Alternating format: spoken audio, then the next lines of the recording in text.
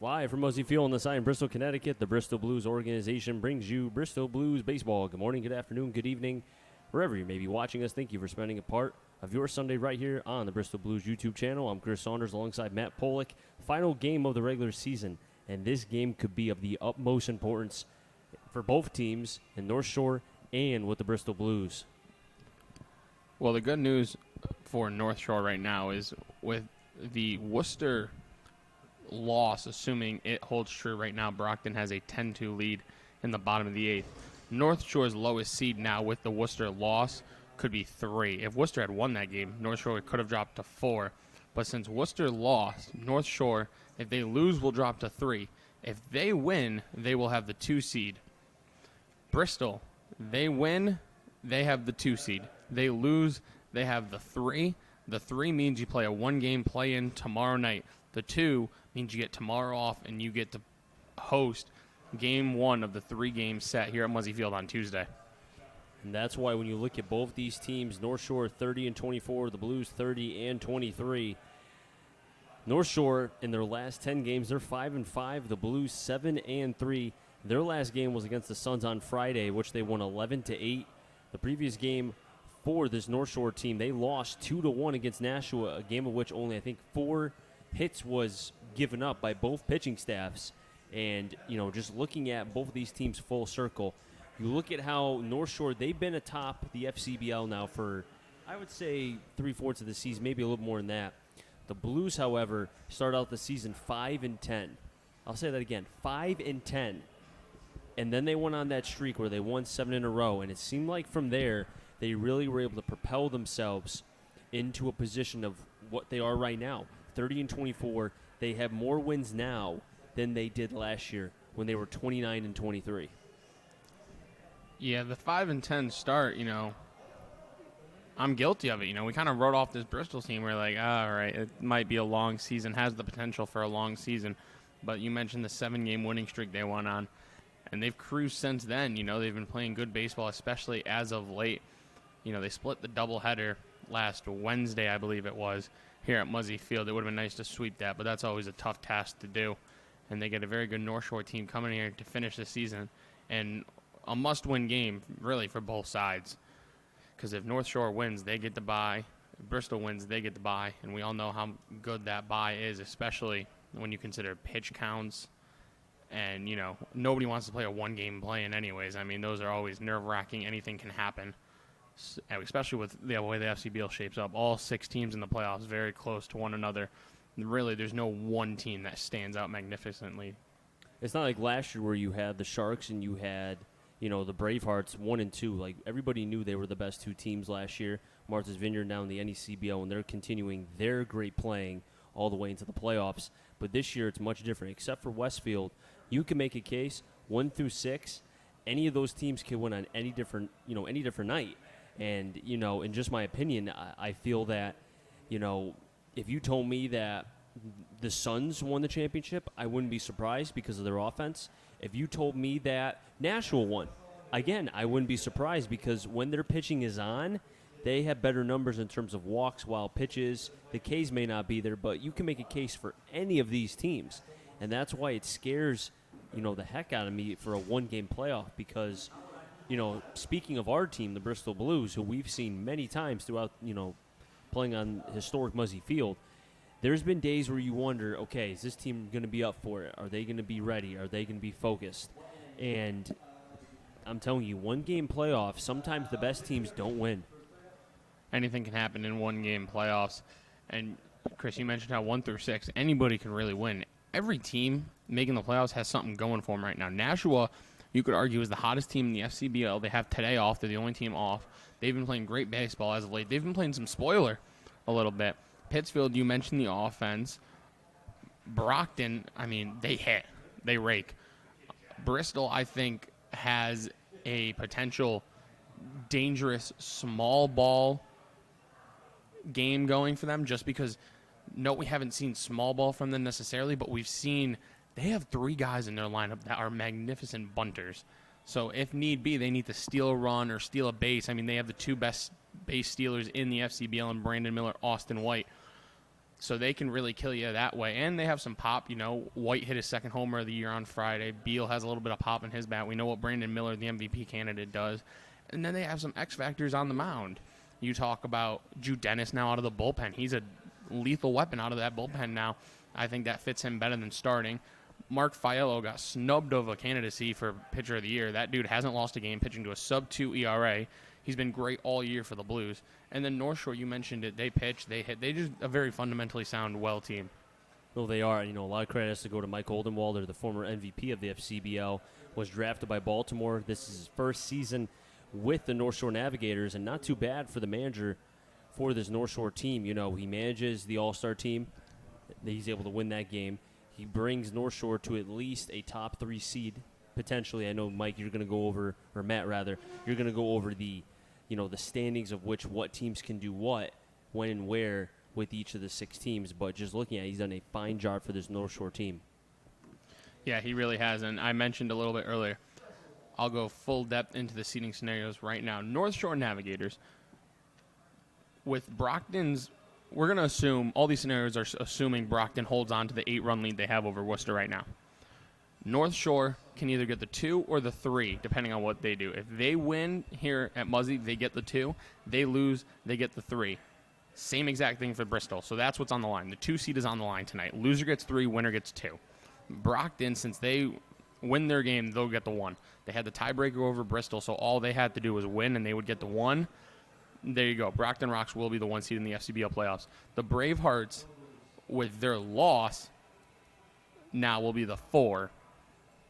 And then depending on what happens in Pittsfield, if the Suns beat the Starfires, they get the 5th seed. If the Suns lose to the Westfield Starfires, then Nashua leapfrogs them and they get the 5th. Suns will get the 6th. So Starfires can play a little bit of spoiler there for the Suns and push them down to 6. But if Suns take care of business, they'll get the 5th. So basically it's a whole lot of up and down, who wins, who loses. It could go up, and the 1 could be a 3, the 2 could be a... Well, it's confusing in a lot of ways. The thing is here, the Brockton and Worcester game gave us a lot of answers. So once Brockton completes that victory, they have locked in the 1. And that will lock Worcester into the 4. So once that game's complete, those are official. 1 and 4 are done. And then 2 and 3, the winner gets 2, loser gets 3 of this game. And then if the Suns win, they get 5. If they lose, they get 6, and Nashua gets 5. And the reason why the Blues will not get the 1 seed is because the only team that they do not have a winning record against is said Brockton Rocks, because they would even with their wins and losses. I'm pretty sure. I'm like 99% sure. But because of the Blues not playing well in the beginning of the season, going 5-10, a lot of their struggles came against the Brockton Rocks early in the season. So you can make the case that if the Blues were playing Brockton at the way they played this year through the second half, towards the end of the first half, going into the second half, if they were able to flip-flop that and do that at the beginning of the season, we could be talking about a different team, and also maybe less of a urgency on this game. But right now, the Blues, you can make a case, and I'm sure North Shore fans can say the same thing. The Blues, in a lot of ways, could use that day off to be able to set themselves up for that playoff. Well, yeah, you talked about a few things here and there, and this could be a totally different ballgame. And, the Blues especially could be resting players right now, but they're not. They have to win here. They want that bye. They want the day off tomorrow. I've talked to a couple players. I won't name names, but they've admitted it's a long season. They're tired. They can use the day off. They got one last night, which I think is good for them. But imagine having tomorrow off as well. 2 days off in 3 days would be huge for them going into the playoffs. And then you got 3 game sets. You just got to win 4 more games if you can win tonight. After tonight, if you win 4 more wins and you're FCBL champions, that sounds good. And you know what? The Bristol Blues look to do that here, starting with the win tonight.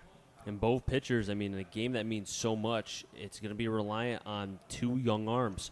Both of them going into their freshman year. Garrett Coe, who is from Connecticut, went to the Gunnery, and he'll be going to UConn in just a few weeks. Now, he won't be here after tonight, as well as Marrero. They will both be gone for the remainder of the season, which will end on the 13th, because these players do have to go back.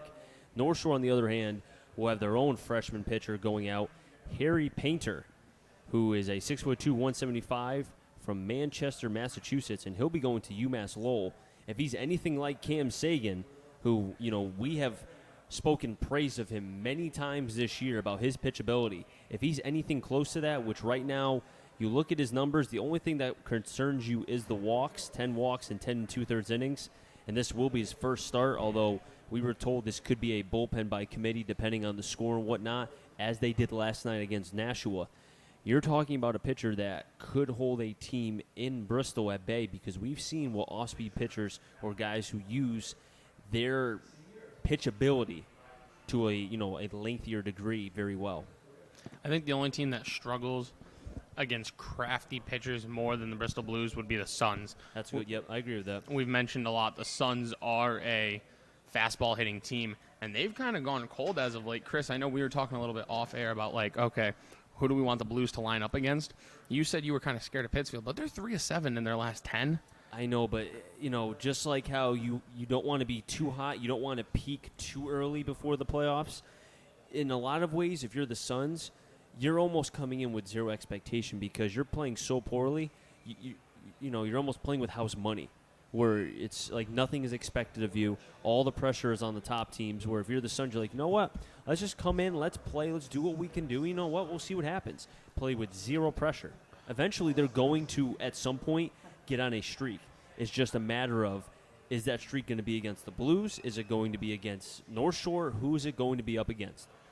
Well, the team that scares me is Nashua. I think a couple weeks ago, maybe not a week or two ago, I think we kind of, we could set Nashua into that 6th seed. We'll go 1 through 5 now. Maybe Nashua doesn't have what it takes. They've fallen off a little bit and all that stuff. Then all of a sudden, Nashua rattled off 4 in a row, and they're a Westfield win away from being the 5 and not the 6 seed. So I don't think Nashua is a team you really want to see right now. They're playing great ball. As I mentioned, 4 in a row, only 3.5 back of first if we want to get technical. Obviously, that's out of reach. But a couple weeks ago, it was, I think, 6 at one point they were down to. Like 5.5, 6. Yeah, so, we kind of wrote Nashua off, and then they kind of surprised us all getting hot at the right time. And they helped. Don't forget, they won a couple games, I think, against Worcester. And, North Shore losing yesterday. Let's not forget, that plays a very important role. Because of them losing yesterday, this makes this game now, today would have been very important for no matter who, But because of North Shore losing yesterday, it creates so much more movability for a lot of teams, and for Brockton and Worcester as well before they played tonight. Yeah, that was a big game yesterday, North Shore falling. They've lost 2 in a row, and you talk about earlier in the year, if the Blues did a couple things early in the year, if North Shore, their last 2 games, they lost both of them. If they've even taken 1 or 2 of them, we could be talking about them and Brockton already having the 1-2 locked down, and Bristol would be on the outside looking in. But, some teams helped us out. We played some spoiler for us, and now we're a win away from getting the bye, getting tomorrow off, and coming back here on Tuesday. Holden Waller on the left-handed batter's box side, the manager for this North Shore team, and Nick Riscotti, one of the assistant coaches for the Bristol Blues, on the right-handed hitter's batter's box, talking with both the field and home plate umpire, going over the field dimensions, as both teams are warming up currently as we prepare for this game starting at 6 p.m. first pitch. We'll take a break here when we come back after the national anthem. Lineups and first pitch right here from historic Muzzy Field, the final game of the regular season, and it is of the utmost importance for both teams.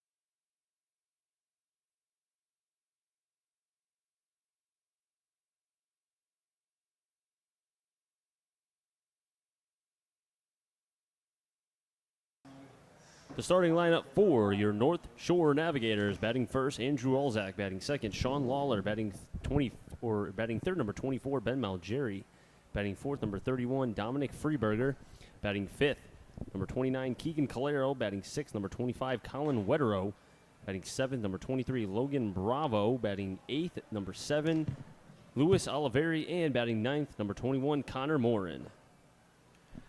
Defense for the Bristol Blues here this evening in the outfield left to right, Beal, White, Miller. In the infield third to first, Maves, Diamond, Budzik, Reynolds. Behind the plate is Sam Loda. And on the mound for the Bristol Blues is the 6'6" left-hander going to the University of Connecticut, Garrett Coe. Coe, number 28, left-hander, as you heard Matt say, 1-0 with a 0.81 ERA. This will be his second game started. His other appearances were in relief, except for that one game, as we'll get to in a second. 11 innings, 1 run, 5 hits, 8 Ks, 7 walks. His previous start and his only start back on July 27th against Nashua went 7 innings, 4 hits, 2 walks, 5 Ks. And the left-hander who went to the gunnery, and he is a Connecticut local product here. Scouting report for him, plain simple, control the heartbeat. 1 pitch, 1 batter. You mentioned his last start July 27th against the Silver Knights. That was right before the Nashua Silver Knights got hot, so Coe was kind of the last downfall for the Silver Knights before they got hot. He pitched wonderfully in that one, 7 strong innings, giving up an unearned run, just 4 hits, and he limited the walks to just 2 and 7 innings. Not bad. The big left-hander looks to continue that success against the North Shore team, who are not easy outs 1 through 9, so he's going to have to work. He's looking to give the Blues a solid outing with some length. You mentioned he won't be here for playoffs, so he's all in tonight to help the Blues get the 2 seed. 2 teams fighting for the number 2 seed and getting a bye in the FCBL. Here we go. First pitch. High for a ball. We're underway. Brockton and Worcester is an official game. Brockton defeating Worcester. They have clinched the FCBL regular season title. 1-0. High again. 2-0. Andrew Alzak, who's at the plate now, 279, a home run, 26 RBIs. The sun over Muzzy Field with the shadows in left. 2-0. Swing and a miss. Nice changeup from the left-hander Coe. 2-1. Yeah, these 7 o'clock starts, normally the sun's in our eyes for about 2 innings. 6 o'clock start here this evening. Sun's going to be in our eyes a little bit longer. 2-1. High again. 3-1. Now the one concerning thing with Coe, 6'6", 244-pound left-hander, is the walks. 3-1. Fastball right down the middle, but Alzak couldn't pick it up. 3-2. You wonder if maybe Coe has the advantage with, the sun and the batter's not being able to pick it up early. I think he definitely will on the left-handed hitters. Payoff pitch. Swing and a miss. Coe starts the game off just right with a K. Good job by Coe there. Fell behind 3-1, then 2 good pitches, getting the strikeout, battling back, not giving up. I think that's key for Garrett Coe. You mentioned walks could be a problem. Out of the pen, they were not so much in his last start, just 2 and 7. So if he can not give up and when he's at a 3-ball count, really battle and fight back, he's going to have a successful night against the Navs. Left on left here, Sean Lawler with a 351 average. Takes the breaking ball outside. 1-0. Lawler was in the home run derby, and I was surprised. He has 7 home runs on the season. We didn't see that power in Pittsfield. No, he didn't, but what I have seen every time I've seen him play an actual game is the MVP candidacy that he's earned. 1-0. Popped it up, but Sam Loda behind the plate saying it is out. 1-1 is the count. Lawler does have 18 extra base hits this season, as well as well over 30 RBIs, 38 to be exact.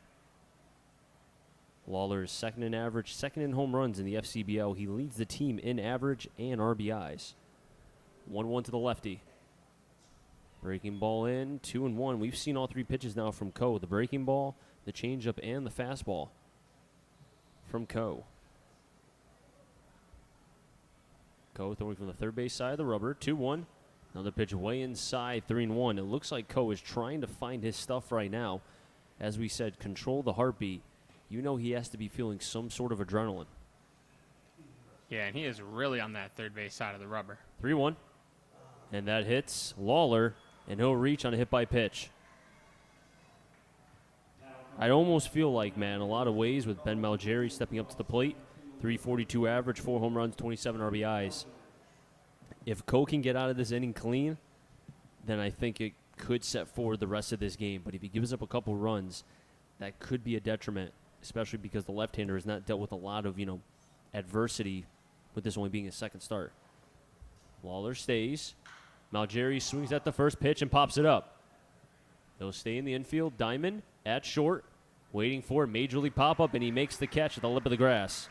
1 pitch, 1 out. That pitch took about 25 minutes to come down once it hit peak height.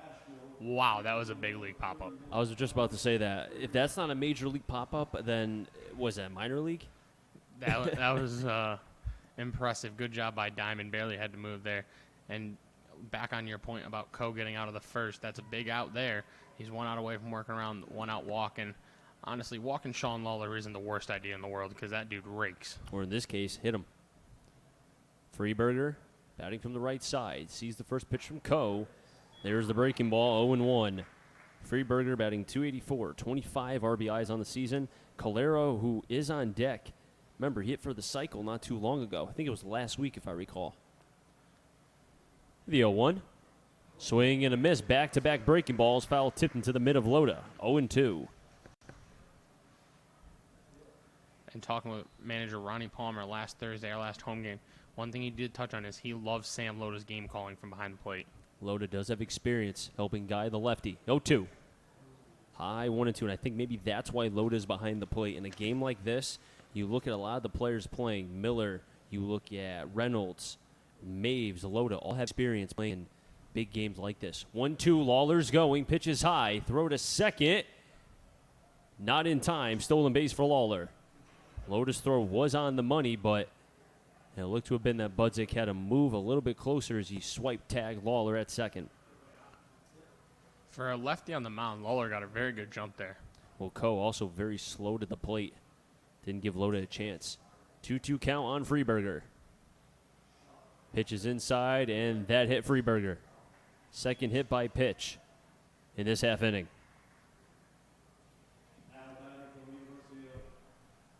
And Keegan Calero will have his chance. 273, 2 home runs, 21 RBIs. Coe struck out Alzak to begin the game, hit Lawler, was able to get Malgeri to pop it up, and then hit Freeberger again. And I don't know about you, Matt, but that looked like maybe it was a breaking ball that was supposed to be away, but almost Coe kind of guided that. And that's what hit Freeberger on the 2-2 pitch. Looks right now like he's trying to aim a little too hard. First pitch to Calero. Good start, 0-1. And I think that's a big one. First pitch strike. He struggled with that earlier in this one. The fastball wasn't getting over. First pitch strike there could be huge for Coe in this at-bat. But then you can consider for North Shore, they know he's having trouble landing the breaking ball. They can eliminate it. There's another breaking ball. Way 1-1. I think he should go back to the changeup if he gets ahead here with a 1-1. The curveball is really not there. The changeup looked good in the first at-bat to Olzak. Even Freeberger, too. Had him behind at one point. I think that could be his go-to pitch tonight. It looks good. 1-1. Over to short. It's dying. Diamond tosses over to Budzik, and that will retire the side in order. So Coe escapes what was a first and second with 2-out jam. Hit a couple batters. But Coe had a good top of the first inning. Blues will have an opportunity to bat when we come back.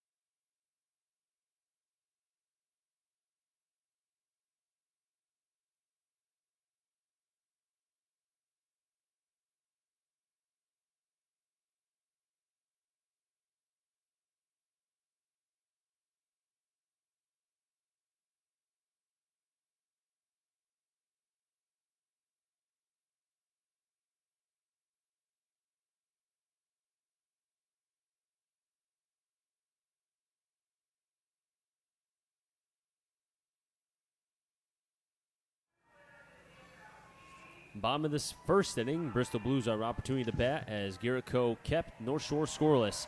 The defense for North Shore, left, center, right. Lawler, Malgeri, and Freeberger in the infield. Morin at first, Calero at second, Alzak at short, Bravo at third behind the plate, Oliveri, and on the mound, Harry Painter. The lineup for the Bristol Blues in this quote-unquote must-win game. The leadoff man, center fielder Austin White. Behind him, Christian Beal, the left fielder. Brandon Miller, MVP candidate. Right fielder bats third. Dylan Reynolds, first baseman, cleans up. Sam Lowe to the backstop, bats fifth. Zeke Diamond, the shortstop, bats sixth. Kyle Maves playing third, batting seventh. Casey Bass will be the designated hitter. He hits eighth. And rounding out the Bristol Blues lineup is the second baseman, Noah Budzik. And the right-hander on the bump for North Shore is a 6'2", 175-pound right-hander from Manchester, Massachusetts. He'll be going to the College of UMass Lowell in just a few weeks. Painter, this will be his first start, has an ERA of 2.53, 10 2/3 innings pitched, 3 runs, 9 hits, 12 Ks, and 10 walks. So as with Coe, we'll say it again with Painter. Command is the only question, but the last time we saw a UMass Lowell product who was going into his freshman year, that was Cam Sagan, and he was pretty good, Matt. He won, what was it, the MVP for the Futures League? No biggie. Yeah, most outstanding pitcher of the All-Star game. And he got praise from multiple Blues hitters speaking on how good he was, so. First batter will be Austin White, batting .297. Again, under 300 for the second time this season. White pulls back on the bunt, the classic one he's been doing this entire season. 1-0. White, one of 6 MVP candidates of the Futures League. The 1-0. Inside and gets away, 2-0. We do know one thing. If the home plate catcher catches the ball in the strike zone and White takes it, it's a ball anyway. Because Confirmed. White thought that was a ball. Confirmed. Painter, 6'2", fires in a pitch outside, 3-0. So both young pitchers getting a little bit to rocky starts with the leadoff batters. Again, both these players going into their freshman year, this is a big game. Might not be a playoff game, but this is basically, in a lot of ways, a precursor to a playoff game. As Austin White will walk 4 pitches. White leads the FCBL in walks, and you can see why. Christian Beal at the plate now, 285, home run, 17 RBIs. Just a quick note to all pitchers that have to pitch against the Blues in the playoffs. If you don't get Austin White out, you're in for long days, because as he goes, the Blues go. He gets on base any way he can. He's a threat to steal. Him and Miller just basically automatic stolen bases once they're on. Painter from the first base side fires the pitch and gets way away from Oliveri. Getting to second will be Austin White. That wasn't outside. That was almost near the noggin of Beal. I'm sure he doesn't appreciate that. He's been hit up there before. I have to say that's a pass ball on the catcher because it hit the mitt first. Yeah, if it hits the I mitt, think that's there's a pass ball. exceptions. And we could see how that's going to be scored on Game Live. I think it's a pass ball. Either way, though, 1-0 count on Beal. White on at second. Beal takes the strike. First one thrown by Painter here in the bottom of the first. It was scored a wild pitch. All right, wild pitch it is.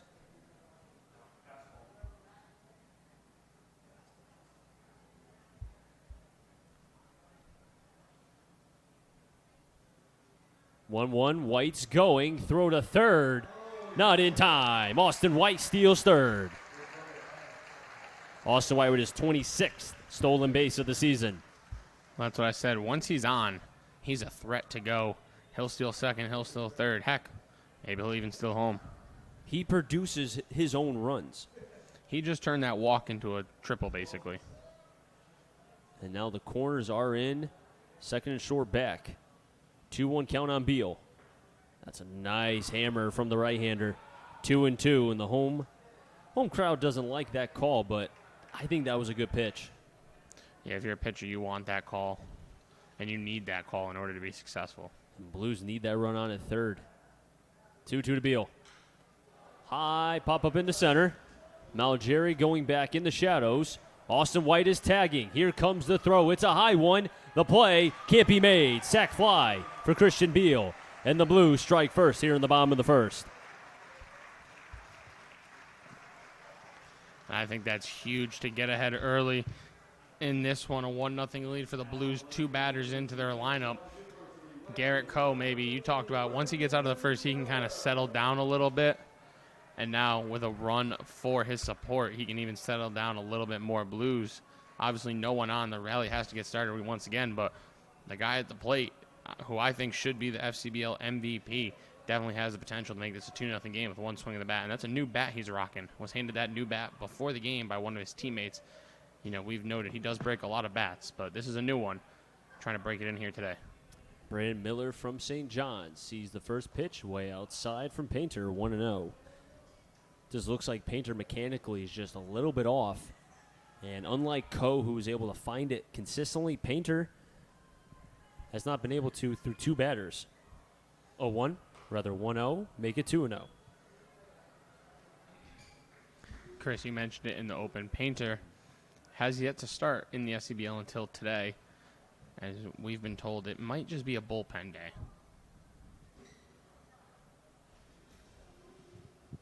Miller batting from the left side, wearing number 15. 2-0. 3-0, second time with the last two batters. He started Austin White with a 3-0 count before walking. You know Miller wants to swing, but he will take his pit. You know, he'll take his walks when given. And he's capable of turning that walk into a triple just as White did.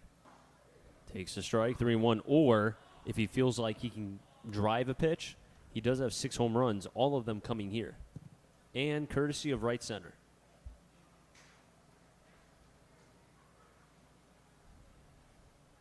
Brandon Miller has had a fine season in the FCBL. Swings that one towards left, but it's going to be a long foul ball. 3-2 is the count. It's a good job by Painter there. 3-0, you can throw in a good pitch, 3-1. And then you get Miller to foul one off, and you've kind of got a new life here, 3-2. If you're Painter, you really have to throw it in the zone and just hope that Miller doesn't do too much. Top of the fifth, Pittsfield 3, Westfield 2. Westfield putting up a fight. Yeah. Final game for them in what's been a probably not maybe the best season for a franchise that wanted to be, probably a little bit better foot. But you know what? They could play spoiler a little bit and change the seating here. Payoff pitch. Low for a ball. And a good eye from Brandon Miller. He'll be on at first. Second walk from Painter.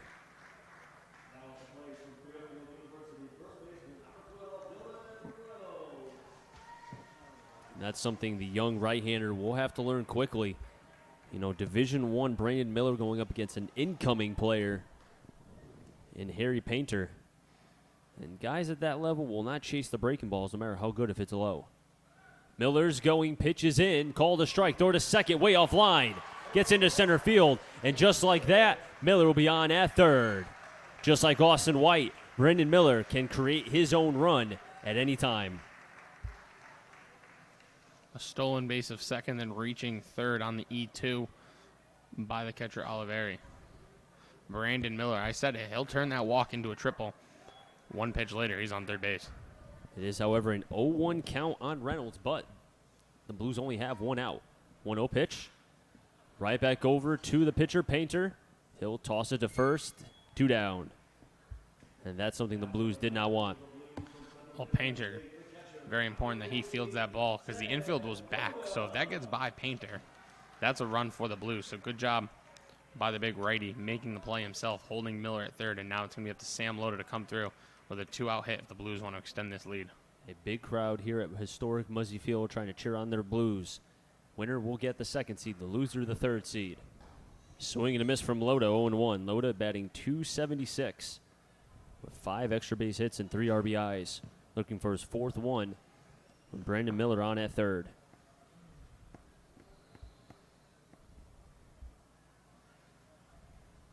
No-1. Outside, 1-1. Zeke Diamond on deck. Kyle Maves on double deck. Coe, the starting pitcher for the Blues, has a 1-0 lead. I'm sure he would love that second run to come around as well. 1-1. Big swing and miss from Loda, 1-2.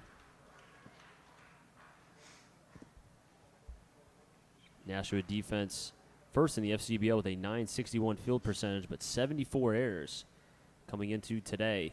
Have 75 now. As the catcher Oliveri with the throwing error, advancing Miller to third. 1-2. Squibbed off towards the hole, 3-4. Hustling over his Loda, and there's nobody there to cover first. The second run scores. From third was Brandon Miller, and there's The 4th RBI of the season for Sam Loda. It's 2-0 Blues. And I feel for Morin over there, 1B. That is a very tough ball for a first baseman. You know, it's, okay, do I go get that or do I have my second baseman range and make that play? And then, you know, between making that decision and then covering the bag, his head just kind of gets lost. He went to be the cutoff man, but there was a guy on third, so you really don't need the cut. Tough play by Morin there. Zeke Diamond at the plate. Takes a pitch outside 1-0. And you're a former first baseman, so, put yourself in that situation. Are you communicating with your second baseman, hey, I got this, and then if you don't have it, say you got it, and then get back to cover first? I was fortunate to have a second baseman most of my time who was very aggressive and covered a lot of ground. 1-0, outside 2-0. So what you're saying is had a lot of versatility to be able to go to his opposite side or the glove side. So, yeah, on a play like that, normally I'd hear him screaming, mine, or cover, and I'll know to cover the bag because me, myself, didn't have too much range. So 2-0, outside 3-0. Come on, Matt. You had some range. Hey, man, I didn't have range, but I'll pick anything you throw at me, that's for sure. So a tough play for Morin, who kind of looked like he got caught in between about going after that ball, and because of that, it gives the Blues their second run. 3-0 to Diamond. High for a ball. Third walk for Painter. And I was going to say, Matt, you look at both runs that were scored. They started because of a stolen base between Austin White and Miller. As now Ariel Ramos is going out to talk with the right-hander, Painter, who has walked 3 batters in this half inning. I need more pitching coaches to be like that. You saw how fast he sprinted to that mound? The foot speed was at about 35 per second, according to StatCast. That is a pace of play coach that I need in my dugout. Kyle Mays from Quinnipiac, 304, 7 RBIs on the season. He will be batting for the Blues after this conversation. I can only imagine what Ramos is saying. And now he jogs back. I love it. That's the first time I've seen him go to a mound visit in some time. I mean, they've been very good on the mound. North Shore Navs have. Very good. This is a pitching staff for this North Shore team. 7th in Ks, but 4th in walks, 4th in wild pitches. So except for the strikeouts, they've allowed their defense to be able to make plays, and they've done that up until, you could say, the majority of the season. They don't have overpowering arms. No. Maves takes the strikeout or after the plate on 1. But we've seen it. You don't need overpowering arms. No, they have pitchers. They do. Especially their closer, Bo Dana, who probably I'd say is one of the best 1-2 with Nowak now not being here in the game. Dana can get up there at 95. 0-1 to Maves. Chopper to second. They'll get the force out on at second base. Calero to Olzak. And the side will be retired. The Blues get 2 runs. We head to the top of the second. North Shore will have 6, 7, 8. Wetero, Bravo, and Oliveri, and we come back.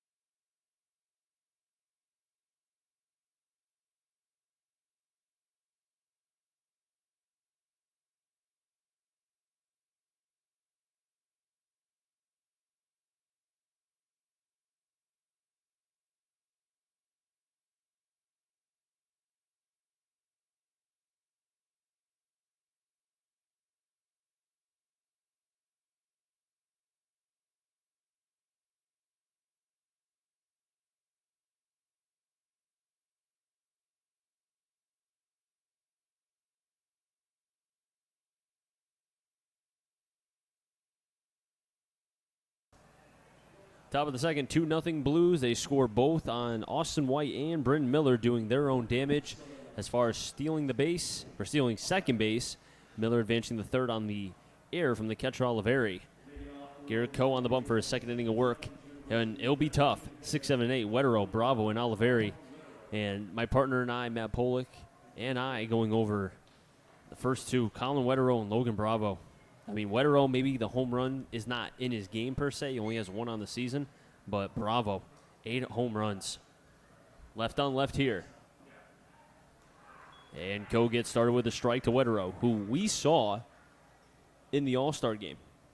And Wetero was the one who the scouts said they wanted to see him hit for a second time in BP. 0-1. Fouled back from Wetero, 0-2. Yeah, scouts saw something impressive from him in the box in BP before the All-Star game. So he can swing it. Very dangerous hitter. Choking up on the bat. Almost like Anthony Rizzo-esque, the way he chokes up. 0-2. Pulled towards right. Miller in the shadows. Doesn't even have to move. One down. And Chris, after the top of the first, when we were off air, I said to you, the key for Coe right now is getting ahead because that curveball isn't really working for him, and he has to figure that out. He's going to need that third pitch, and if he can get ahead, he can experiment with that a little bit. There, an 0-2. Didn't go curveball, but still getting ahead 0-2, building confidence, and then obviously the shutdown inning here in the second could be huge for him. Bravo swings and misses, 0-1. Coe getting ahead of both Wetero and Bravo here. Bravo does have swing and miss, but I will say, does have home run potential. A lot of power in that right-handed bat. Bravo, 6'5", 200 from Harvard University. 0-1. 0-2. There's the big lengthy swing from Bravo. And I'm telling you right now, I would go breaking ball in the dirt here. See if he chases.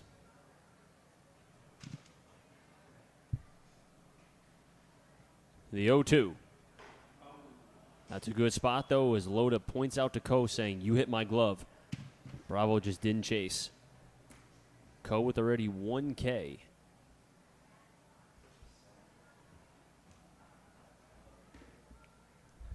One, two. There's the curveball that spun, and Coe's not happy. He knows he has to get that pitch down. 2-2. He's got to figure that pitch out. 2 pitches are not going to be enough here against this North Shore team. Maybe 1 time, possibly 2, but 3 times, no way. 2-2. Swing and a miss. Bravo down on strike. 2nd K for Coe. And the thing is, you mentioned, maybe 2 times through the order. The best success, and this is going to sound obvious, but if he can get ahead and then waste the curveball, at least it's keeping in the back of the minds of the Navigators, like, okay, he might throw that, and then they still have to watch out for it. They can't just eliminate it totally. Oliveri takes a strike, 0-1. But you know what? That's not obvious, though, because you look at it right now with Coe, that swing and miss from Bravo and Alzak were on, I would think, is a 4-seam. Now, I could be wrong. 0-1. High fly ball towards left. Diamond going back in Beal. Beal calling off Diamond, and he'll make the catch. The first 1-2-3 inning for Garrett Coe.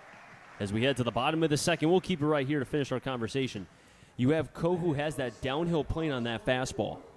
And I think, especially when you consider he's 6'6", 244, the way he extends, and he's not like, a lot of lefties who kind of short arm the ball or almost push it. He's getting that extension. And when he gets that, he can get that nice downhill action going to the bottom of the zone. And you can, at least right now, between the sun and his length, could create some havoc, at least early in the game. Yeah, he can really do damage if he can find that curveball or at least stay getting ahead in that 1-2-3 second inning. All 3 batters, he went first pitch strike, which was huge for him. Obviously, getting ahead is what's going to matter for Coe. A big shutdown inning there. Now the Blues have a chance to swing the bats and continue to pour on some run support.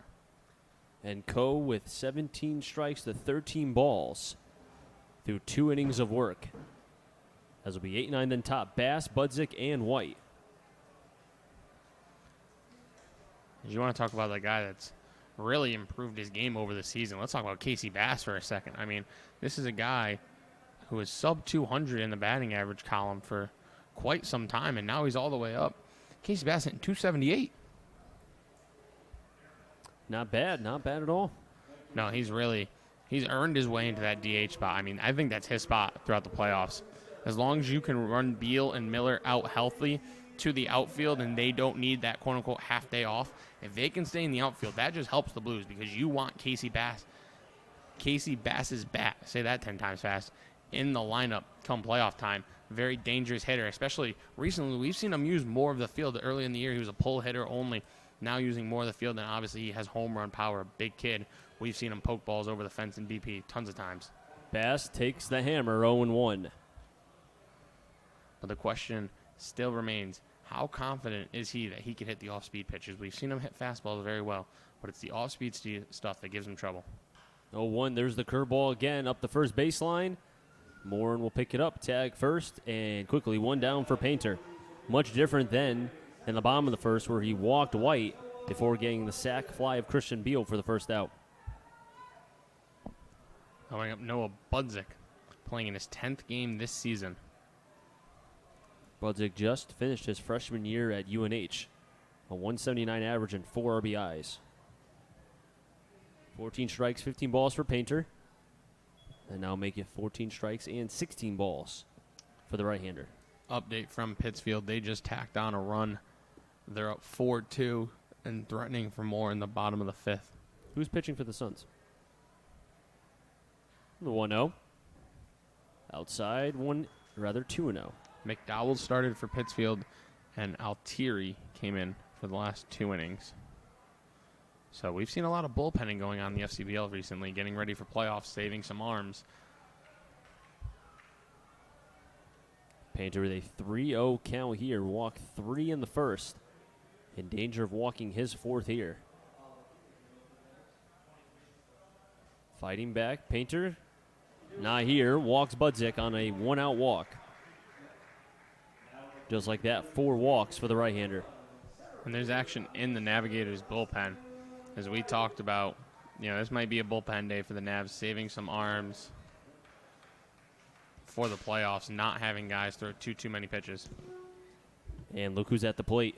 Just as quickly, Austin White. Didn't even have to wait long because he's back up now. He walked and came around to score on the sac fly from Christian Beal for the first run for the Blues. Second at bat. Oh, that's a pitch that was behind Austin White. A wild pitch. Budzik will be on second base.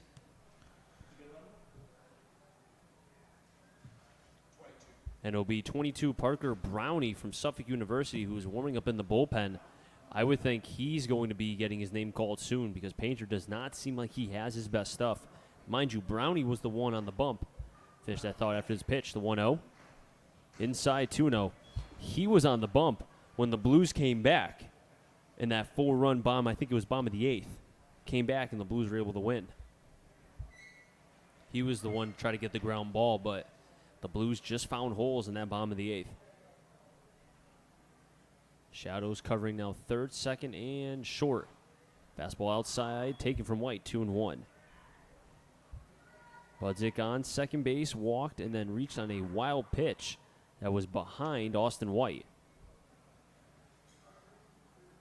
Shortstop Alzak sticking close to Budzik. The third run for the Blues is on second base. 2-1. Curveball outside, 3-1.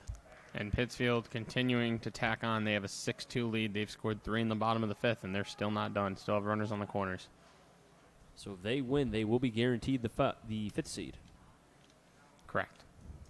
And that'll mean Nashua will get the 6th. The 3-1. 3-2, Matt. Probably wasn't a strike. I trust Austin White more than I trust these umpires. Christian Beal on deck, Brandon Miller on double deck. The Shadows not covering first yet, but will in probably 10 to 15 minutes, maybe even less. Payoff pitch. Outside for a ball.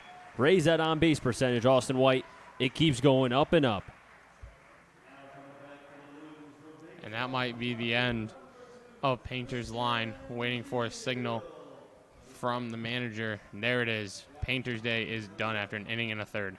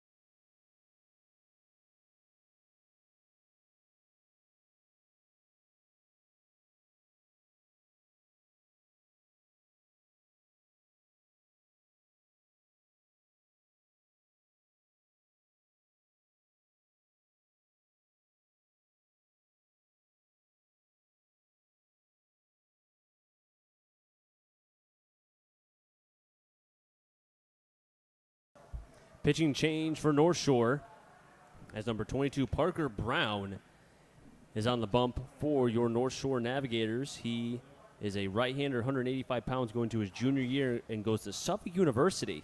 Suffolk no longer of the GNAC. They are now in the CCC, the Commonwealth Coast Conference.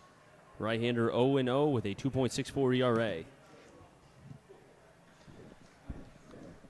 As even if this wasn't a planned bullpen day, Painter's Day was going to be very short. In the inning and a third, he gave up just one hit, 2 runs right now. The 2 on base are his responsibility. 5 walks. That is a number that is alarming no matter how many innings you throw in one single game. Blues have a chance here. First and second, 1 out. Brown on the bump. A ground ball specialist. There was a pitch low. 1-0 to Christian Beal, who had the sac fly that scored Austin White back in the first. If you want to put the 5 walks into perspective from Painter, he walked more hitters than he got out. 6 strikeouts in 17 innings for Brown. 1-0. Fires a pitch inside, 2-0. So he's not going to overwhelm you with his stuff. He's going to let you put the ball in play and let his defense do the work. Remember, we saw him in relief earlier in the season when the Blues came back with 4 runs in the bottom of the 8th. And he was supposed to be the guy to get the ground balls. He got that, but the Blues just found holes. The 2-0. Outside again, 3-0. Brown wiping off his hand after that 2-0 pitch, making it 3-0. And I don't know if that's the ball's fault or his hand, per se. It's hot out there. Maybe he's sweating. Could be. First baseman, the only one pinching in. 3-0. Hey, Cookie down the middle. 3-1. Brandon Miller on deck. Dylan Reynolds on double deck. If you're a Blues fan, you want Brandon Miller up with the bases loaded. Austin White behind the first baseman, Morin. Budzik at second. 3-1. And that'll be a ball. All 3 runners have reached via a walk. Advancing to second base is White. On at third is Budzik. Brandon Miller, the dangerous potential MVP, Brandon Miller.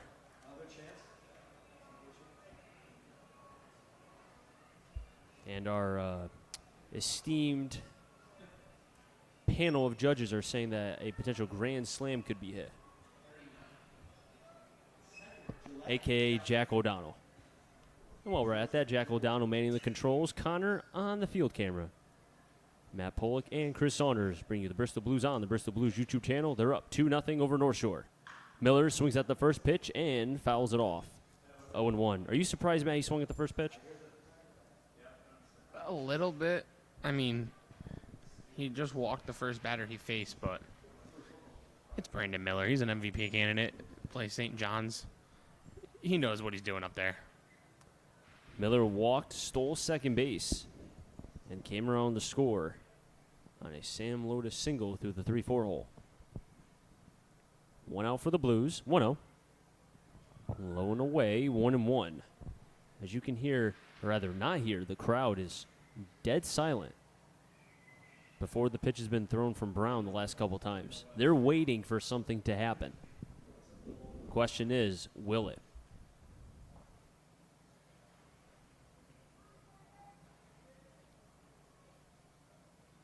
Pausing. Fires from Brown. Sends that one towards left center. Malgeri on the run. He'll make the catch. Tagging from third is Noah Budzik. Runners will go back to first and second. The sack fly for Brandon Miller. It's 3-0 Blues. And Brandon Miller did his job. Maybe not to the extent of what he wanted, but at least they get the run. And you bring up Dylan Reynolds with 2 outs, first and second. Well, you talk about Brandon Miller, a job to be done there. Bases loaded, 1 out. Obviously, if you only get 1 here, it's kind of disappointing. But Miller, the big thing was get the ball deep in the air. Did just that, keeping it off the ground to avoid the double play. Now you get Dylan Reynolds, one of your better hitters, up with 2 on and 2 out. Brown to Reynolds. Fires in the off-speed pitch, 0-1.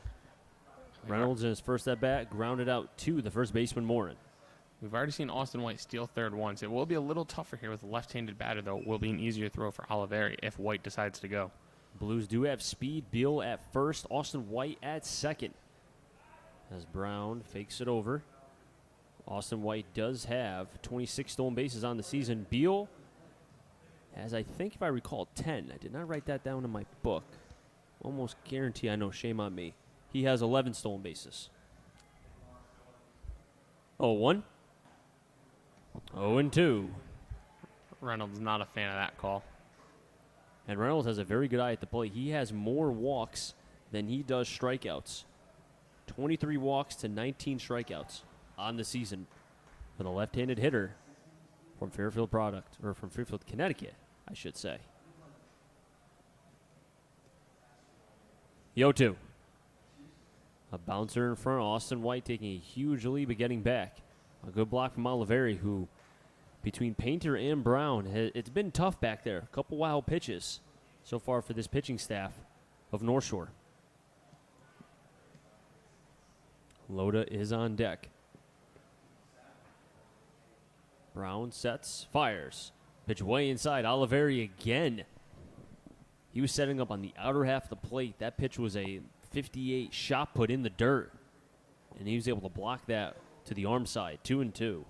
Great block there by Oliveri behind the dish. Not an easy thing to do there, going side to side. Keeping the runners at first and second instead of second and third. Reynolds with an even 2-2 count, 2 outs. Brown steps off. And the cat and mouse game begins with what looks to be Brown and Austin White.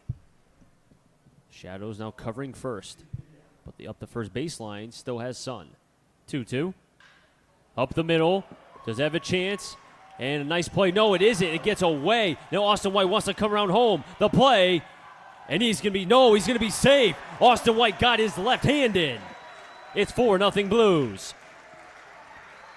Calero tossed it over to Alzak at second base. It got away from him. Austin White saw how far it got away from Alzak. Then Austin White charged over from third to home. And the throw beat Austin White, but it looked like Oliveri did not get the tag. And just like that, it's 4-0 Blues. That's just heads-up baseball by Austin White. I thought he was a little crazy for going. And there, home plate umpire says he gets under the tag.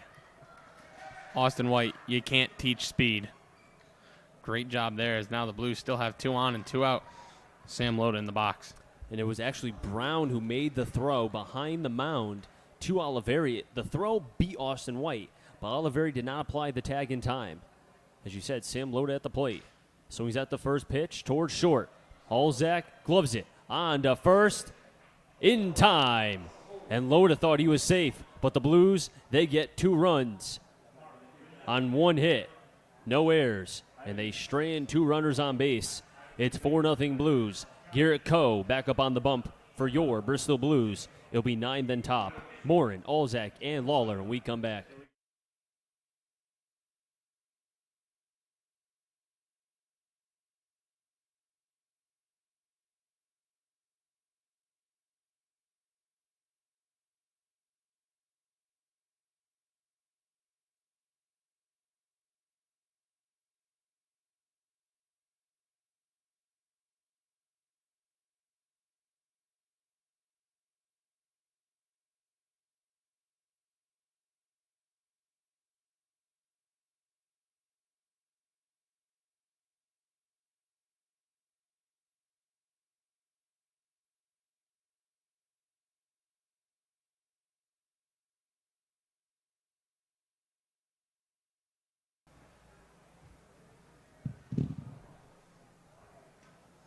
The Blues tacking on 2 more runs there in the bottom of the second. The more exciting one. The first one came off the bat of Brandon Miller, sac fly, scoring Noah Budzik. And then the second one, Austin White kind of creating a run himself with Beal on first and White on second. Dylan Reynolds hit a chopper to the behind the base at second. The second baseman, Calero, fielded it, flipped to the shortstop, but missed him. So Reynolds reaches on the fielder's choice, and then it's an E4 that allows Austin White to come all the way around from second to score on a ball that never left the infield. Austin White, you can't teach speed. And that's why the Blues coming into this game had 111 stolen bases on the season. You can see why. Speed can wreak havoc on any sort of defense. It doesn't even matter. And before we close the book on Painter, the right-hander from North Shore, he did give up 3 runs. 4 runs total, but only 3 of them were earned. An inning and a third. As the Blues have 4. But still, this game is far from over. Plenty of time for this North Shore team. Overall, they've scored 388 runs, 106 doubles, 28 triples. They do have 33 home runs as a team. They could very well. How many times have we seen it? The Suns on Friday almost made a comeback against this Blues team. So no lead is safe until the final out is recorded. I don't care what the score is. Good pitch from Coe. Backdoor part of the play. 0-1 on Connor Morin.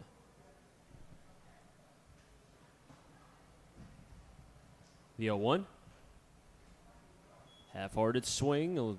Maybe a half-sword swing. 0-2. And just like he did in the second, Garrett Coe getting ahead. Morin from New England College. The 0-2. Outside, 1-2. Morin is new to this North Shore team. Only has 6 at-bats on the season. 1-2. Fouls it off. Count will remain 1-2. Had 4 at-bats against the Silver Knights back on August 1st and 2 at-bats on August 3rd. Did record a walk and 2 at-bats against the Silver Knights on the 3rd. Coe looking for his 3rd K. 1-2. Curveball up and in. 2-2. Coe's pitch count through 2. 17 strikes, 13 balls. Pops it up. Loda will take off his mask, but it's out of play. Now the bullpen situation for the Blues. Coe starting, Marrero and Stevens. Depending on the situation, the first 2 out of the bullpen. Blues looking for length from Garrett Coe, which will be his final start in the 2019 FCBL season. 2-2. Number back to Coe. He's a cat. Fields, 1 down.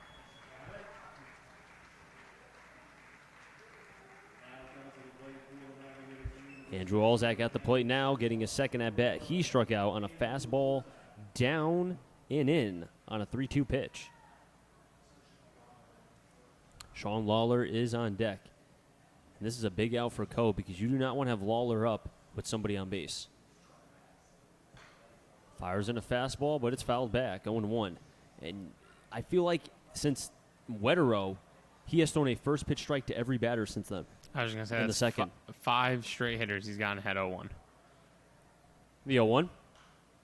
0-2, and I like how Ko is moving his fastball inside and out, up and down. He's not sticking to one side of the plate. And this is the second batter in a row where now he's ending the count 0-2. Third base side from Ko, 0-2. Might have been the changeup 1 and 2. It looked like it had changeup movement. Either that or a two-seam, one of the two. Ko nods his head to Loda, working well. 0-2. Pop up again. Loda screaming up. Reynolds in foul territory. At the line, makes the catch right up the first baseline. In shallow left field, 2 down for Ko. Big out there, as you mentioned, Chris. Sean Lawler is not a guy you want to see with runners on. Nope. You talk about ideal situations to face somebody like Lawler. Right here, 2 on, nobody out. Or, pardon me, 2 out, nobody on. 5 straight retired for Garrett Ko going back to the second inning. If you want to go back to the first, 6 in a row. Lawler sees and swings and misses on the fastball up and away, 0-1. 6 straight hitters, 0-1. As you said, Matt, has to get ahead early. He's doing that, putting this North Shore team on the defensive early. And you mentioned it, 6 in a row retired by the big lefty. Breaking ball outside, 1-1.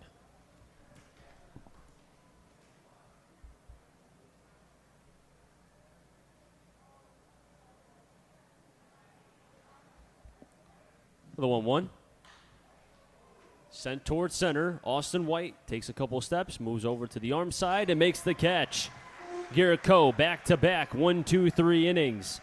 And through first pitch strikes to all 6 batters that he faced. Garrett Ko, he's feeling it tonight.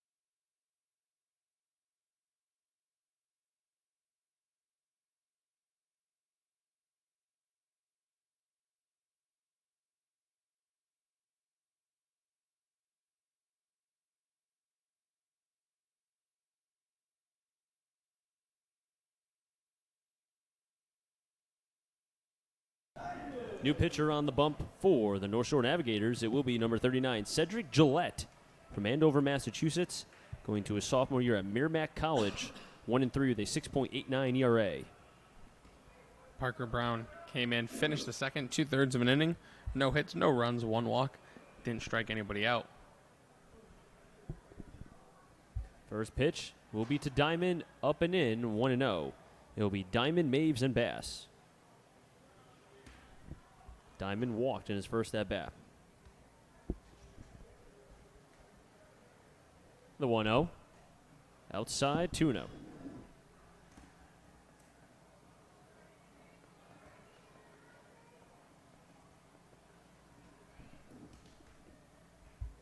Two-0 to Diamond. Way outside, 3-0. And the pitching has not looked good for this North Shore team thus far. A lot of walks. Think about it. 5 from Painter, 1 from Brown. Last appearance for Gillette was back on July 30th against the Starfires. Went 6 innings. Fires in a strike there to Diamond, 3-1. Has started 4 games overall in 12 appearances. Not a strikeout pitcher by any means. Only had 2 strikeouts in 6 innings. Nubbed and fouled by Diamond, 3-2. Think about it. His last 5 appearances had 2, 4, 2, nothing, and 0 in terms of strikeouts. 31 in the third, only 23 strikeouts overall. 3-2. Curveball back to Gillette. He'll field, toss on the first. 1 down, 1-3 if you're scoring back at home. Matt, what have you seen from Garrett Coe thus far? Garrett Coe in the first really struggled to get ahead of hitters. Didn't really have anything but his fastball, and even that he was struggling to locate. Then in the second, he came out with a 2-0 lead. His offense helped him out in the bottom of the first.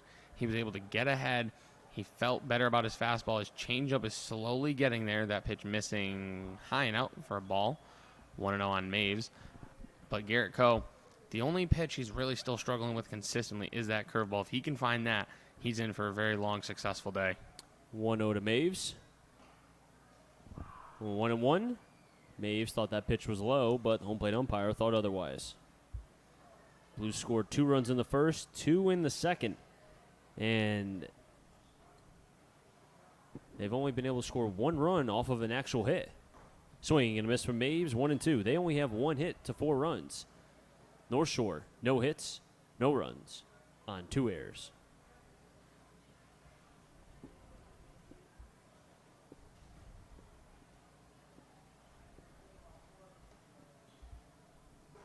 One, two.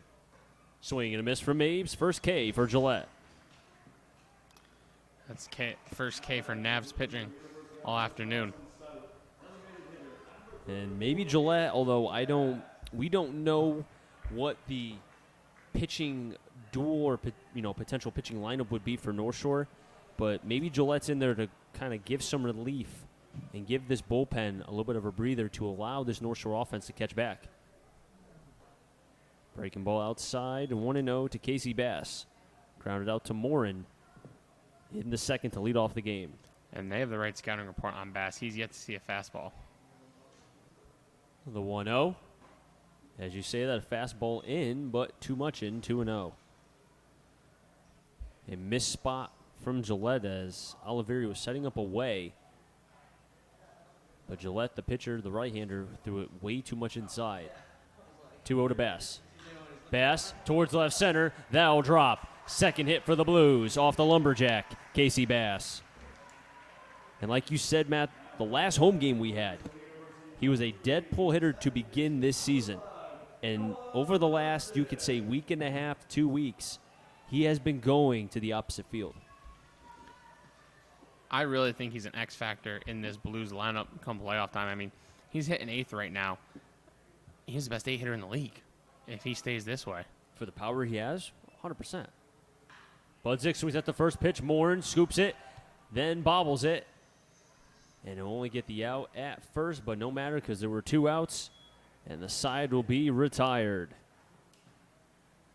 So the Blues failed to score on the 2-out single from Casey Bass. We head on to the 4th. 4-0 Blues.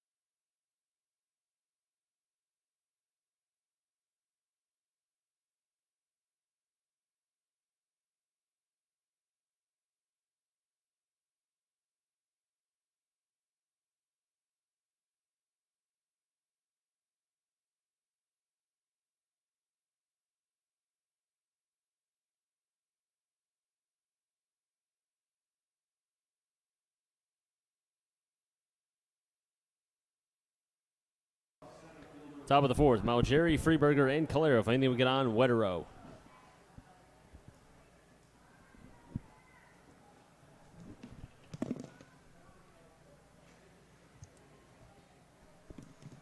Coe has retired 6 batters in a row.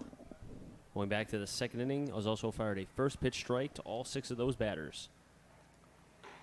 First pitch up, and that streak is ended. You jinxed him, Chris.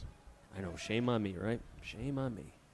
27 strikes, 18 balls. Fastball low, 2-0. Malgeri, who swung at the first pitch, popped it up to Diamond for the second out in the first. 2-0. Fastball low and in. 3-0. Coe falling behind.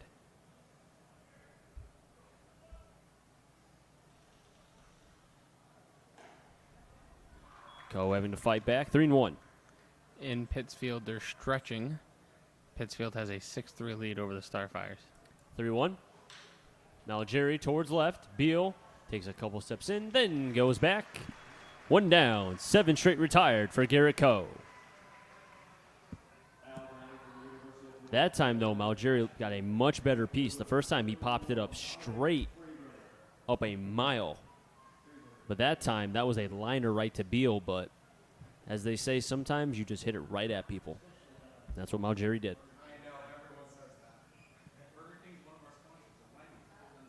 Freeberger at the plate. He was hit by a pitch on a 2-2 count. First pitch to Freeberger.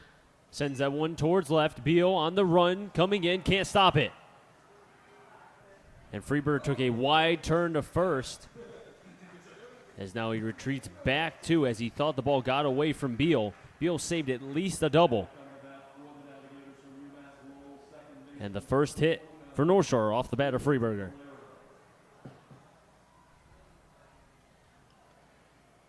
So for the first time since the first, Coe's going to have to work from the stretch here.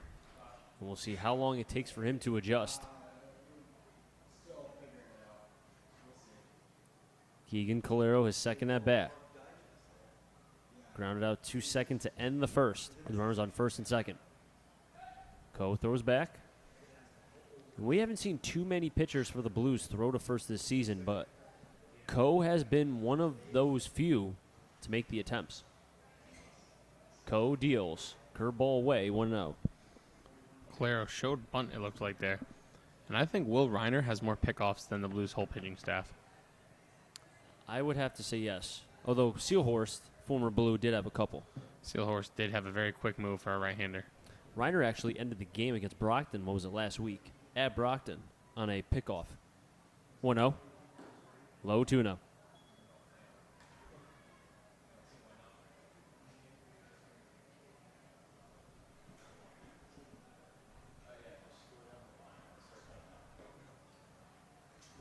Low 3-0 again, and now Sam Loto going out to talk with the left-handed pitcher, Garrett Coe.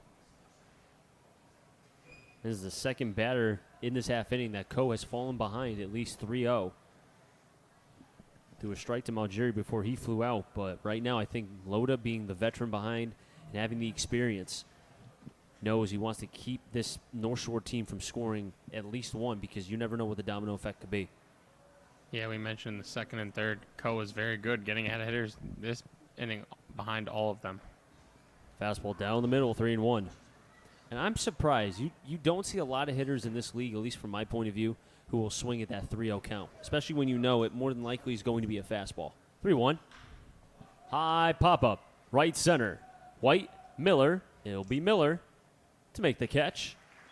2 down. And I don't know. I almost feel like that North Shore is just missing those 3-1 pitches. They're right there, but they're not taking better swings. Yeah, they're inches off from really doing damage.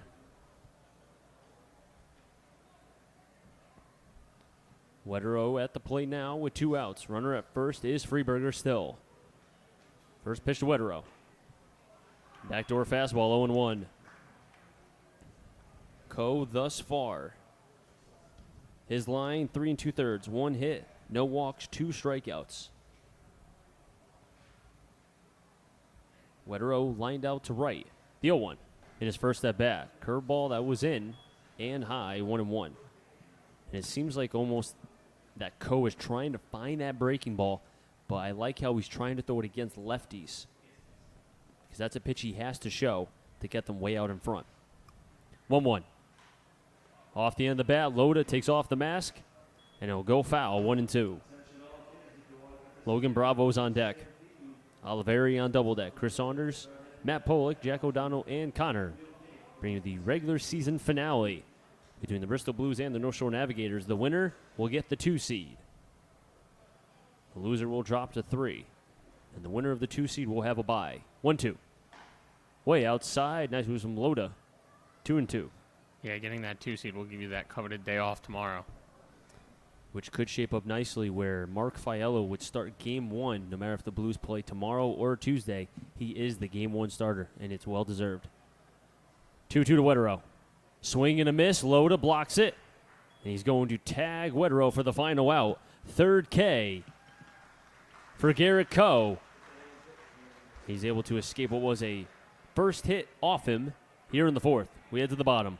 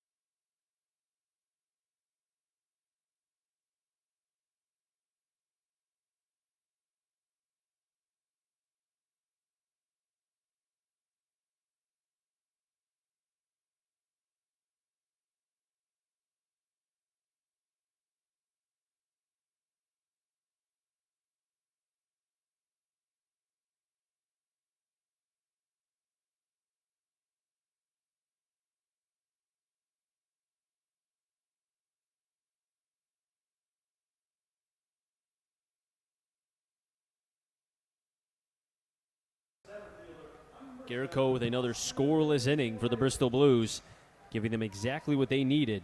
In the top of the order, White, Beal, and Miller are the first 3 up for the Bristol Blues. Bristol 30-23. They overmatch what was a 29-23 record last year. The North Shore Navigators 30-23. Winner of this game will get the second bye, will be the number 2 seed. The loser will drop to the 3 seed. Pitch way outside. 1-0 to White, who has yet to record an actual at-bat because he's walked twice.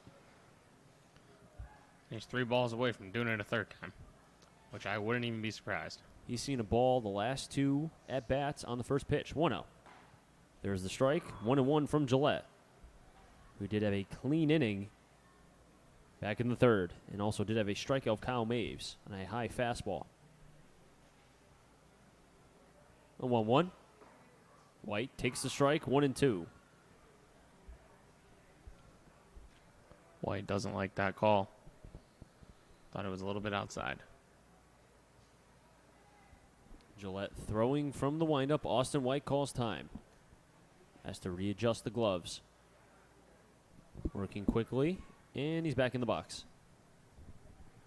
1-2 from Gillette. Takes the curveball inside, 2-2.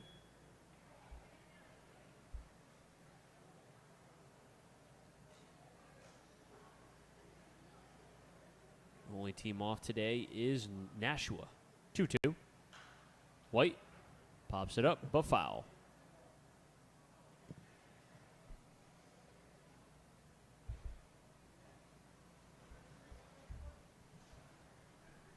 Four, 2-0 for the Blues. 0-1-2 for the North Shore Navigators.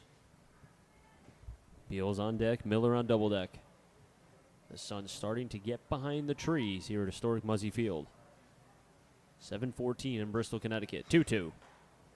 Pitches high, 3-2. Second consecutive at bat. Austin White has a 3-2 count. Something that's been prolonged through the entirety of the season. One of the better eyes in the FCBO.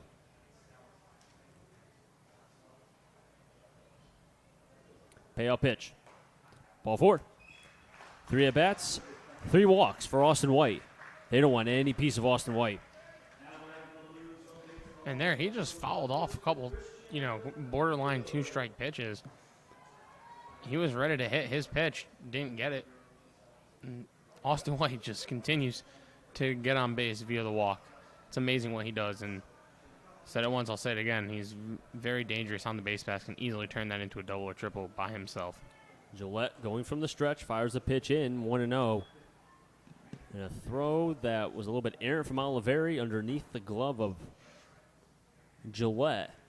Backing up was the shortstop, Balzac. A little sloppy from North Shore defensively. Have already committed 2 errors. One in the first and one in the second. Both led to runs. 2 apiece. 1-0, White's going. Hit and run through the 5-5, going into left field. Austin White hustling down the third. And as we've said, he creates runs. Austin White. Man, what a player. A little hit and run action there. Just great job by Christian Beal going through the 5-5 hole. Austin White first to third now. Now you got runners on the corners, nobody out. And you could argue that this is the best hitter in the FCBL, not just on this Bristol Blues team, Brandon Miller at the plate. Brandon Miller, sack fly in the second, walked and came around the score on the RBI single from Loda back in the first.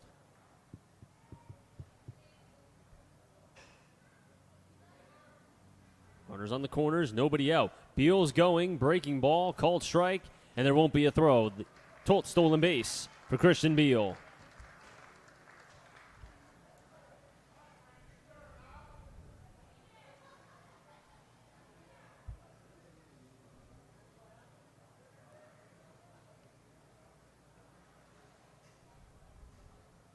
The 0-1.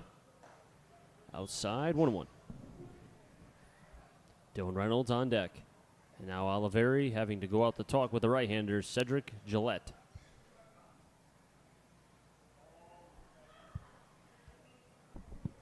Something interesting in the Blues dugout. Garrett Coe on the top step, hanging over the railing, watching his team hit. It's unusual for a starting pitcher. We've seen that a few times from the starting pitchers. We saw Jagger Duquette do that in Game 1 against the Bravehearts. Duquette coming from Legion, so he's And probably shoved. used to that a little bit. And shoved against the Bravehearts. Second and third, nobody out. Pitch outside, 2-1. Opportunity for Miller to raise his average, his home runs, and his RBIs right here. And also his candidacy for the MVP. Miller, I don't know if you knew this, Matt, first in the FCBL in RBIs coming into today. Just another reason why he should be the MVP, in my opinion. 2-1 to Miller. Pops it up. High fly ball left center. Malgeri racing in hard. It's going to be the left fielder Lawler who makes the catch. Austin White just draws the throw as Oliveri blocks it up the third base line. They'll keep the runners on second and third. He just missed that pitch, 2-1. Sitting on a good pitch, because really, if you go 3-1 there on Brandon Miller, you're in a very bad position if you're Gillette, but there, makes a good pitch. Miller just misses it, pops it up.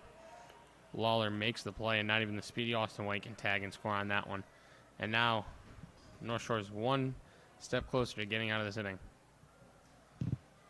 Dylan Reynolds at the plate now, product of Fairfield. First pitch, outside, 1-0.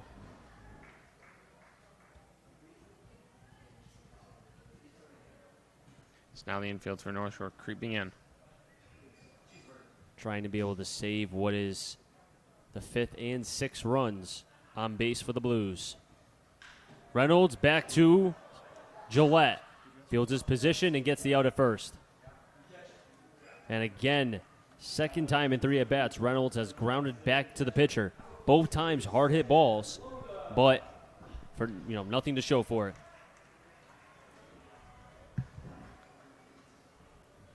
As we've seen the pitchers helping themselves defensively a couple times now in this one. If you're Reynolds, keep the approach. Eventually, they're going to get through that pitcher one way or another. That one was very hard hit. Loda takes a pitch outside. 1-0. Loda 1 for 2 with an RBI back in the first. But like I said, if I'm Dylan Reynolds, keep that approach. He will have a hit before the end of tonight. I have a good feeling about that. Loaded, chopper to third, foul. Up the third baseline, evens the count 1-1.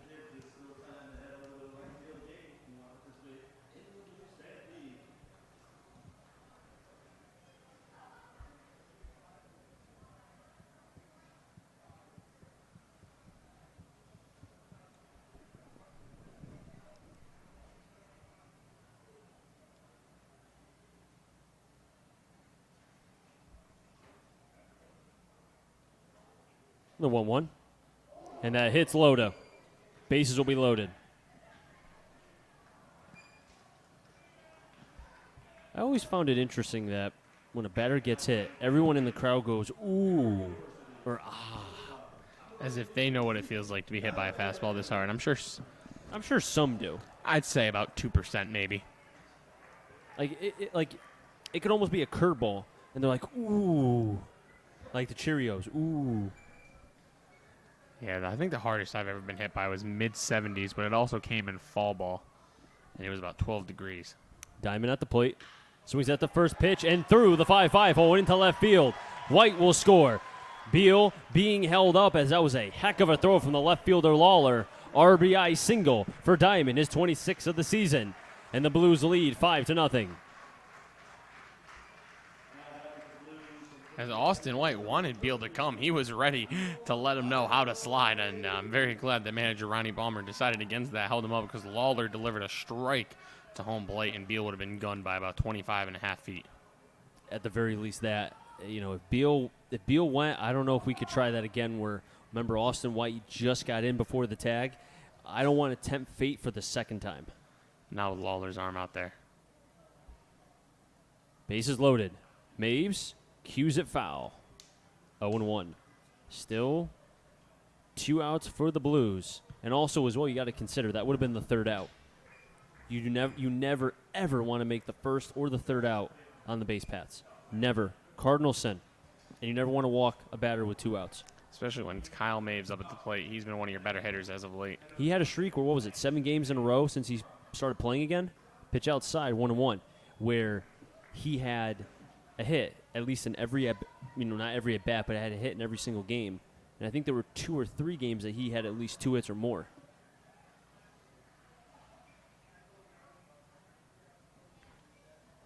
Kyle Maves, the Quinnipiac product here. 1-1. 1-2. Casey Bass, the lumberjack, is on deck. He's biting for a chance to be able to get a chance to drive in more runs. Bass looking for RBI 20. Always want a round number. Always. 1-2. Up the middle. Try to tag second. And they'll just get the speedy Diamond.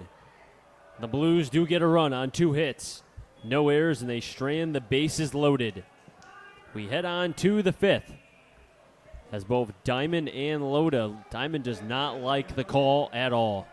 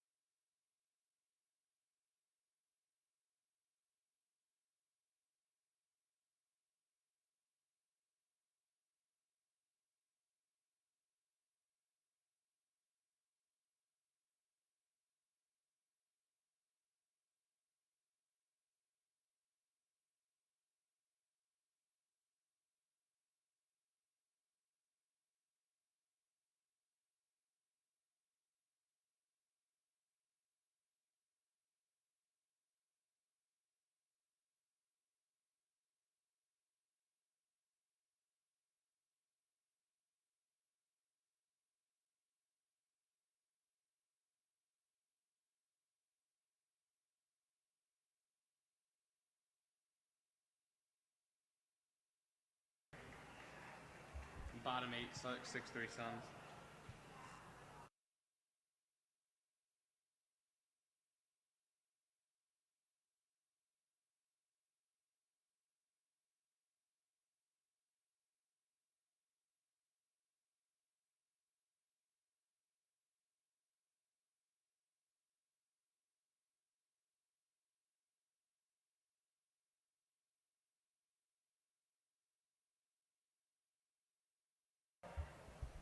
Top of the fifth, 7-8-9, Bravo, Oliveri, and Morton. If any of them get on, Alzak. Coe, thus far, does have 3 strikeouts. 2 hit by pitches so far, but no walks as we head on into the fifth. Facing the 7 batter, fires a fastball in and low, 1-0. Bravo struck out on a 2-2 fastball low and away for Coe's second strikeout back in the second inning. He also was the second out of that half inning. 1-0. Fastball to the backdoor side, 1-1. Bravo, you could tell, can hit for power, but that length of the swing, you could see why there's swing and miss to his game. 1-1. Change up outside, 2-1. Coe gave up the first hit of this game back in the fourth off the bat of Dominic Freeberger. Both bullpens quiet. 2-1. Bravo pops it up. But foul. 2-2.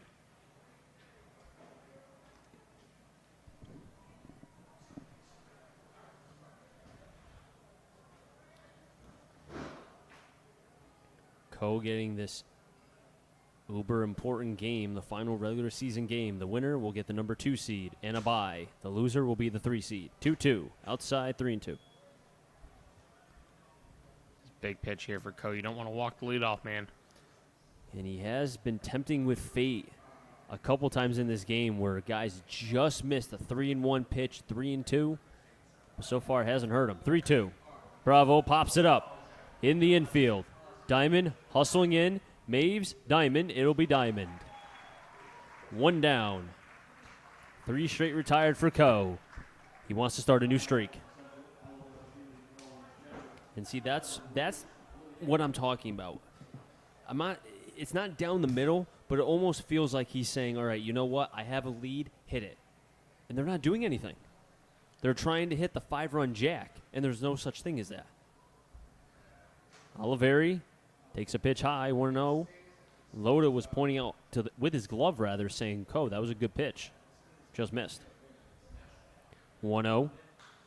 Another pop-up. Loda throws his mask like a missile, and Loda almost bumps into Maves, but Loda makes the catch. And I'm more worried about the mask throw. He almost took out Coe's ankles with that mask toss. What do you think was harder, Coe's pitch or Loda's tossing of the mask? Oh, the mask by 100,000 miles. He threw that thing like a frisbee. Yeah, he just wanted it. They teach you to get it out of your way, but I mean, jeez. You got to watch out for your pitcher out there. He's dealing. Coe looking for his third 1-2-3 inning. Through 4, he had 35 strikes, 25 balls. Right now, 39 strikes, 29 balls. So he's at the first pitch. Budzik going back, leaps, and makes a fantastic catch. What a play by Noah Budzik. The third 1-2-3 inning for Garrett Coe. And the Blues are right on cylinders here tonight at historic Muzzy Field.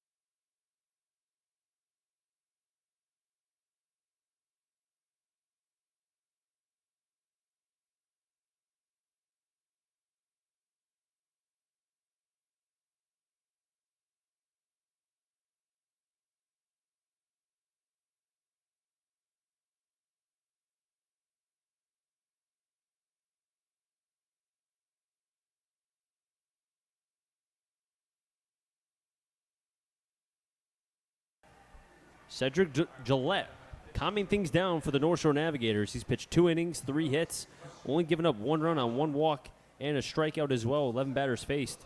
Has really calmed down as Casey Bass towards left center. Second hit for the Lumberjack, Casey Bass. And back-to-back at-bats.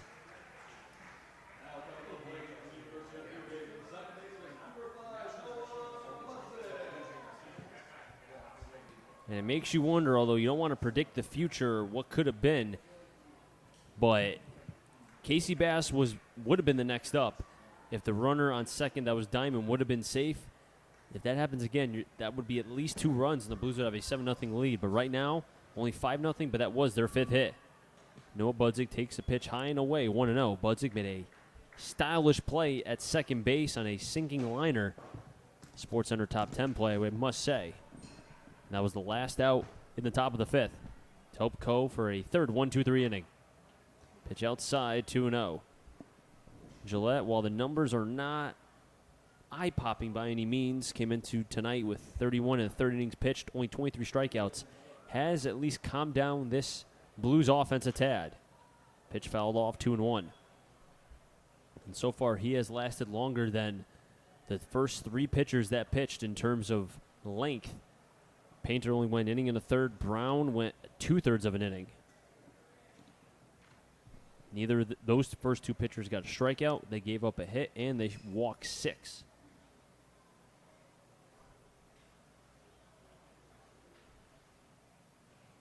Two one to Budzick. Takes a strike, 2-2.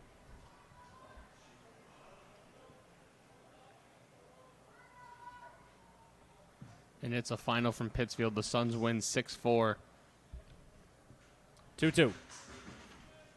Towards the 5-5 hole. Diving play can't be made by Alzak as it takes a lip off the front of the glass, the lip of the grass, in left field. First and second, nobody out. The Blues get their 6th hit from Noah Budzick. Advancing to second is Casey Bass. So, with Pittsfield's win, they clinch the 5th seed, which means they will go to Worcester tomorrow for the 1-game playoff. Worcester, the 4 seed, will host the 5 seed Pittsfield Suns tomorrow in the 1-game play-in, which means Nashua gets the 6th seed, so they will await the loser of this one. They will either travel to Bristol or North Shore, depending on who loses this game. As we look at a pitching change here at Muzzy, we'll be right back.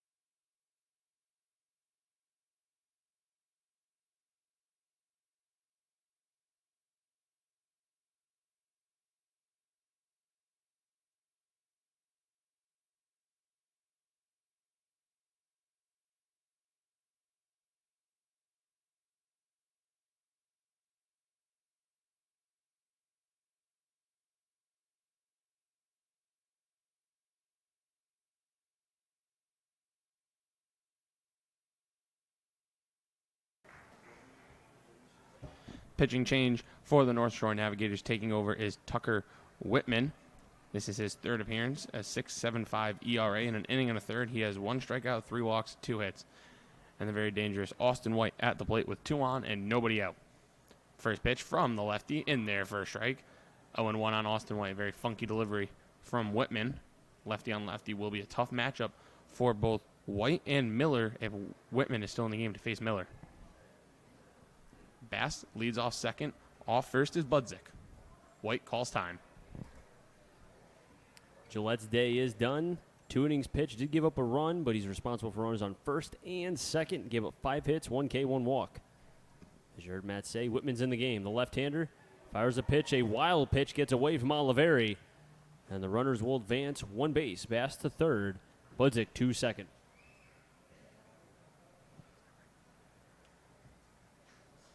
Whitman, a left-hander, as you can tell, as he throws with his left hand. And he's 150 soaking wet. From the University of Massachusetts, he will be a sophomore. His last appearance was on August 1st against the Silver Knights, when a third of an inning gave up 1 hit, 2 walks, no strikeouts.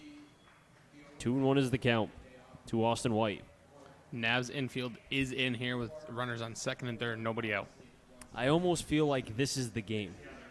If you keep these runs from scoring, you still have a fighting chance. 2-1. 3-1. And I normally agree with Austin White, but that pitch looked good. You know what? I'm just glad you didn't break Austin White. I'm very glad. There was one game. I talked to White before the game, and he went like 0 for 3 with a couple Ks. I thought I broke him. And you told Brendan Miller that, too. 3-1. Outside for a ball. And the North Shore Navigators want no piece of Austin White. Back to back to back to back walks. Keep raising that on-base percentage, baby. I think at this point, when it's White's turn, you should just bring a treadmill out, and he should just have to walk a certain amount before he's allowed to take his base. But like you said, his previous at-bat in the fourth, he fouled off 2 pitches that were pretty good.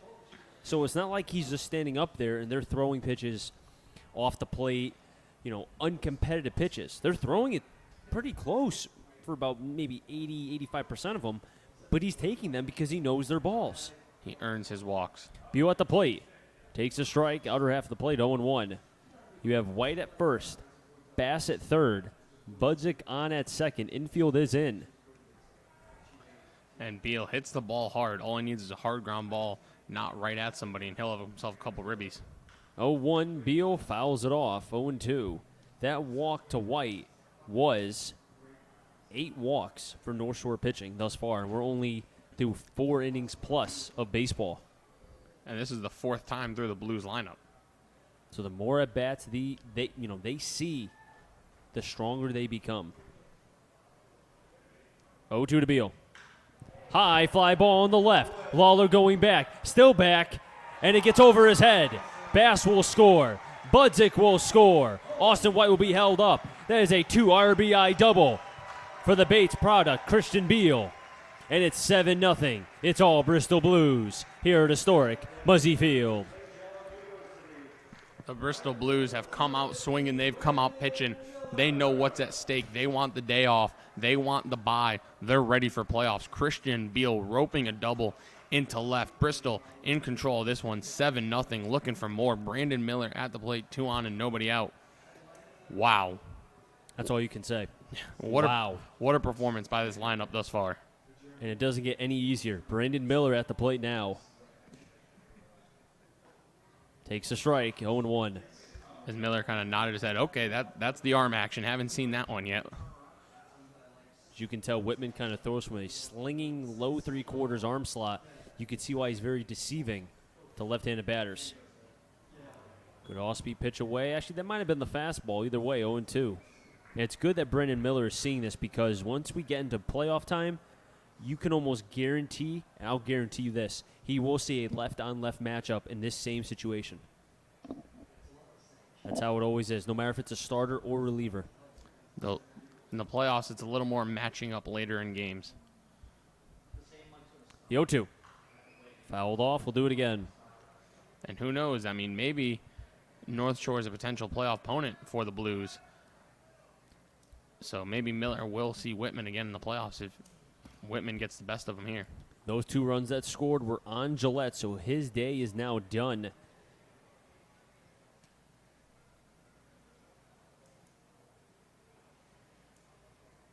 The 0-2. Swing and a miss. Miller. Down via the swing and a miss. First K for Whitman tonight. The Blues really haven't struck out too much. If my numbers are correct, which they are. Just the second Blues hitter to go down via the K. Maves went down in the third, and now Miller, as you said, in the fifth. Reynolds at the plate. Takes a pitch low, 1-0, and he's had some bad luck. 2 hearted balls back to the pitcher back in the fourth and first. Chris, correct me if I'm wrong, but wasn't the infield in for Miller's at-bat? It was, and now they've dropped back. But it's still just 1 out. What? Okay. 1-0.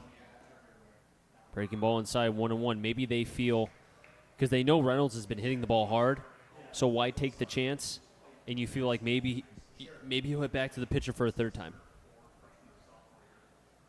1-1. Slingshot in and low, 2-1 to Dylan Reynolds.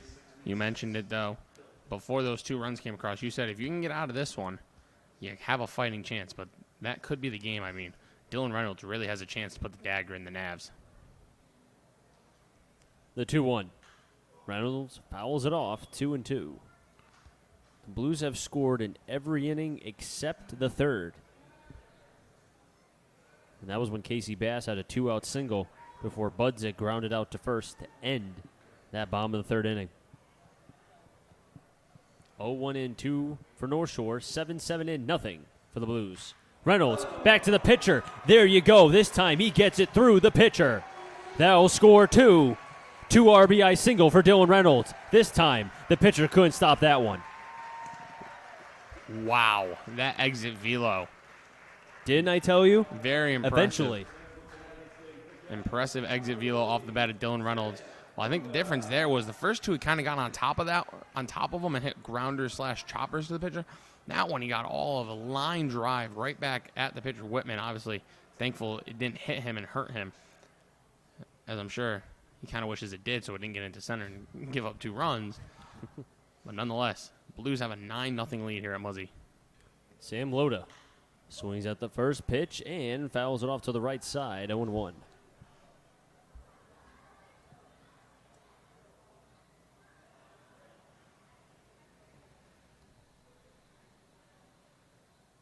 This Blues crowd is seeing an offense explosion for the Blues. Fouls it back, 0-2.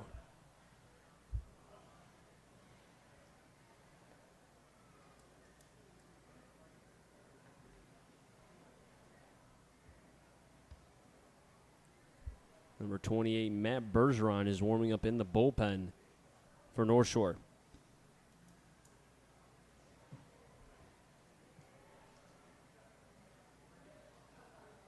Oh, 2. Throw back to first. Keep Reynolds honest. Dylan Reynolds just getting back in time.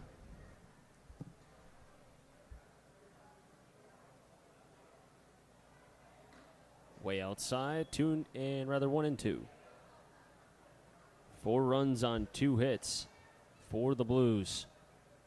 They scored runs in the first, the second, the fourth, and the fifth. Did not score in the third. 1-2, runner stays. Loda swings and misses.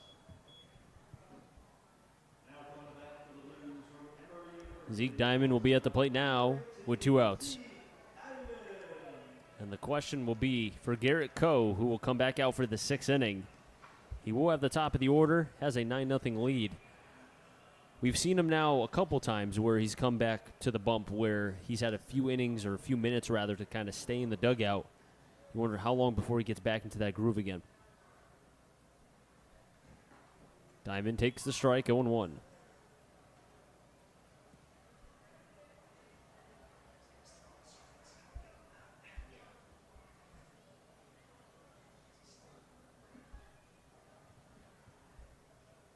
The 0-1. Frisbee slider, 0-2. Good pitch from Whitman. Do that to the backdoor side of the plate.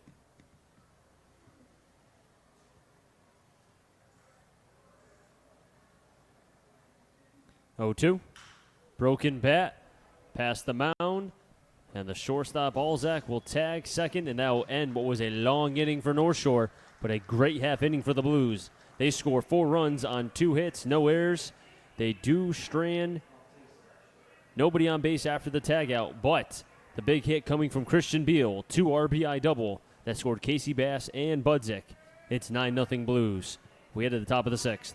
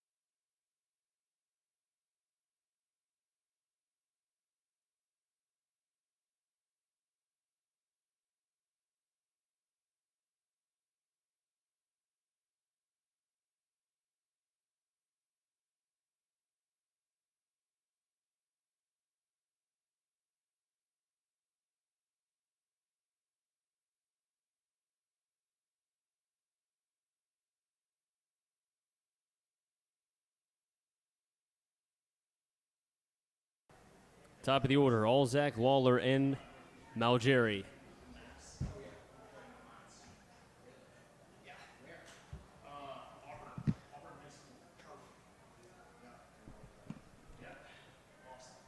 Alzak 0 for 2.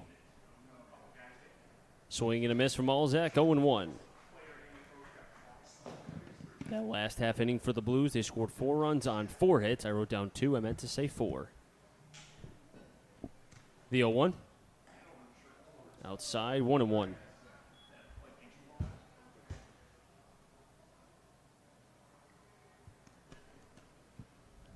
Ko does have 3 strikeouts. 1-1.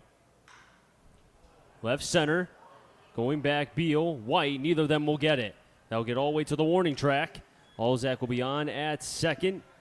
Take a turn, but then go back. A leadoff double for North Shore. And they'll need about 7 of those before they can really get themselves back into it here. You got to start somewhere. Have to start somewhere. You're right. But you know what? That could be the peak where if they score 1 or 2 here, I mean, all they have to do is really chip away because they still have from the 6th till the 9th. They got 12 outs, 4 innings to work with. You figure you need about 2 1/4 runs per inning. Sean Lawler, the left-hander, swings at the first pitch, high, fly ball into right. Miller going back, it's long gone. The 2-run home run for Sean Lawler. It's 9-2 Blues, but they cut the deficit down to 7. That was a shot from Sean Lawler to right. His 8th home run of the season. As soon as the list came out for the MVPs, I really had a 2-man competition. It was between Sean Lawler and the man that ball just went about 4,000 feet behind, Brandon Miller in right field for the Blues. So last day of the season, Sean Lawler putting in his final bid. Not a bad job there. A 2-run blast. Malgeri takes the pitch outside, 1-0. And it looks like somebody is warming up in the bullpen for the Blues. As a pitch fouled off and actually got through the net, 1-1. Cannot see a number exactly.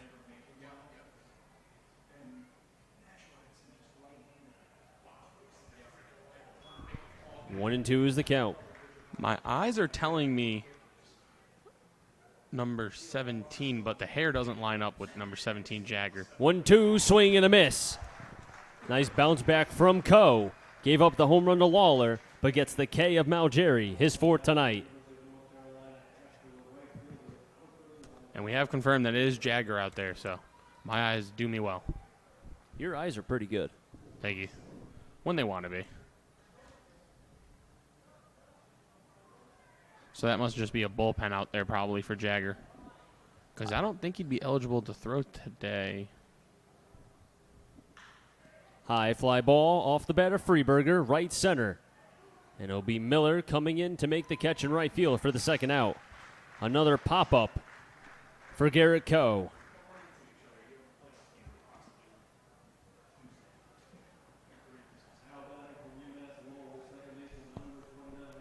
Jagger threw on Wednesday during the doubleheader, so that means he's had Thursday, Friday, just 3 days off. And he maxed his pitch count out, so I don't even think he's eligible, so that has to be a bullpen. Calero sees a pitch low and away, 1-0. Garrett Coe has retired 8 batters via pop-out. So Coe really not, he has 4 strikeouts, but getting the pop-outs when needed, 2-0. And you know what? Having that 9-run cushion at the time, you can give up a home run or 2, and it's okay. That's why you still have that cushion. Because this is too good of a hitting team of North Shore. You're not going to keep them at 0. I know he wanted the shutout, but you know what? Lawler's a good player, a very good player. Could be MVP of the league. So I think Coe will tip his cap to him. 2-0. Swing and miss from Calero, 2-1.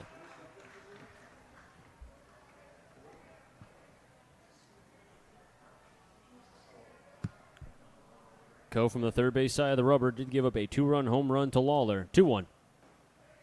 2-2.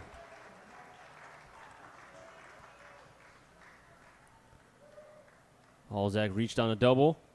Lawler then hits a 2-run shot to right. Malgeri struck out. Freeberger popped up. Calero with the 2-2 pitch coming from Coe. Just gets a piece. Now we do know that there are a couple pitchers in the bullpen that could throw when needed. One is Peyton Stevens, the other Andrew Marrero. And Marrero, as well as Coe, their days with the Blues will be done after tonight. 2-2. Curveball, backdoor, called, strike 3. Calero down on strikes. 2 strikeouts in the top of the 6th for Coe. And he gets now 5 strikeouts here tonight.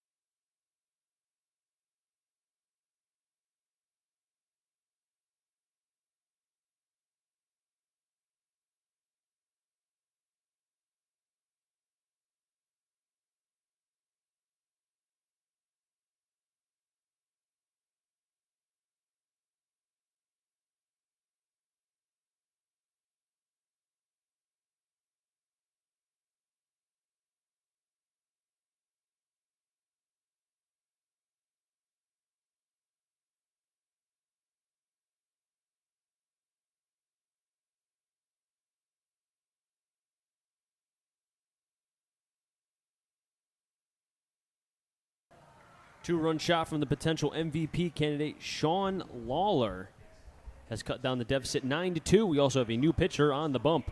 It'll be Matt Bergeron. Bergeron on the year, 2-3 with an 8.28 ERA, 11 games, 6 starts. This will be his 12th appearance, 29 1/3 innings, 18 Ks, 10 walks, 48 hits allowed. Bergeron, a big boy, 6'7", 250 from St. Joe's, Maine. St. Joe's a part of the GNAC. Throws a pitch inside and low, 1-0 to Kyle Maves. Whitman's lined an inning, 2 hits, 2 runs, both earned a walk and 2 Ks. The 1-0 to Maves takes it high, 2-0. Maves so far has yet to record a hit in 3 at-bats, has also struck out. Something we have not seen from Maves too much. So far, him going hitless. 2-0. 0-3-0. But even with him struggling at the plate, he is not expanding the zone. He's making sure that he finds his pitch that he wants, and then he'll attack. 3-0. 3-1.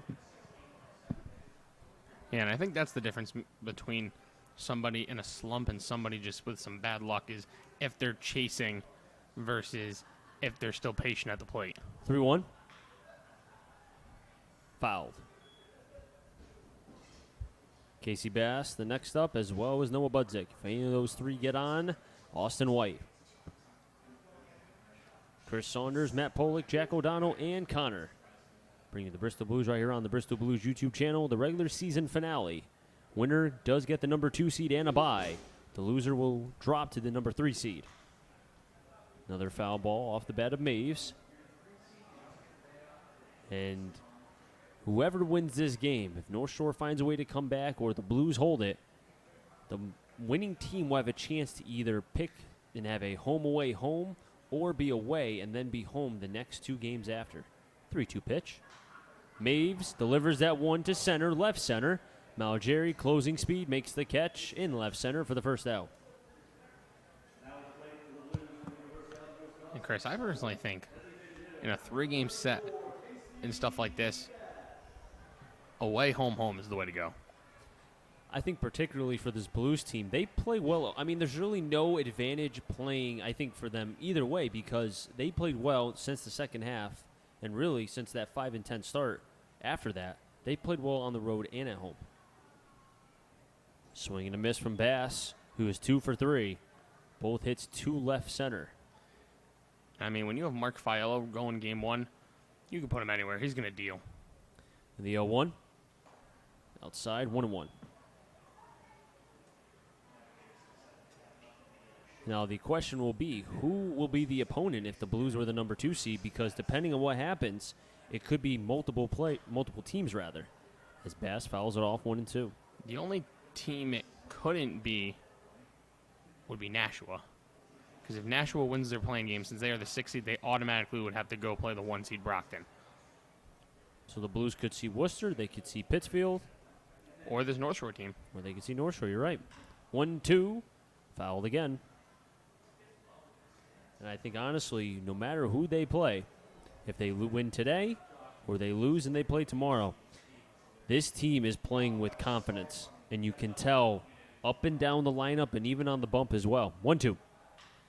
Casey Bass does it again. A 3-hit game for the Lumberjack. He peppers the left center, and now he wants to go to right. A Casey Bass with this approach is a fun Casey Bass. He probably chopped down a cherry tree today. That's why. Said that last game. Okay, you know what? You're using recycled material. Here we go. Okay. I know, shame on me. Noah Budzik at the plate now. He singled to left as well back in the 5th and came around to score. Fouls it back, 0-1. But like you said, if Casey Bass is hot, that makes the lineup even that much more, I think, impressive because now you got to think about it, okay? First 4 in the order, strike fear into a pitcher, okay? Then you have the middle part of the order, which could be multiple players, right? 0-1 coming to Budzik. Didn't go, 1-1. But now if you have Casey Bass heating up at the right time, that allows Zeke Diamond, Kyle Maves, or whoever the order or what it could be, time to be able to get themselves hot. Because I remember a quote yesterday that Paul O'Neill said during the doubleheader against the Red Sox. You don't want all 9 of your guys to be hot at the same time because then they'll all be cold at the same time. 1-1. Fouled off 1-2. Because now we've seen Maves cool off a little bit. We've seen Diamond, who, as we've said throughout the season, is a streaky hitter. But if you have Casey Bass picking up the slack, it allows them to get hot when he gets cold. And yeah, if you win today, you're 4 wins away from a title. You did the math. I did the math. It wasn't very hard, but I did it. 1-2. That's a dying Quill into left. Charging in is Lawler, and will make the play in left. Bass retreats back to first.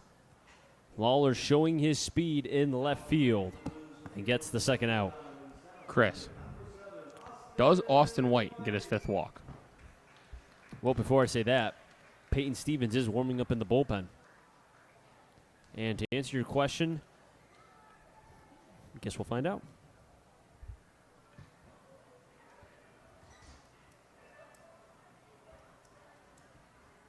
All four times Austin White has walked, he came around to score. 4 walks, 4 runs.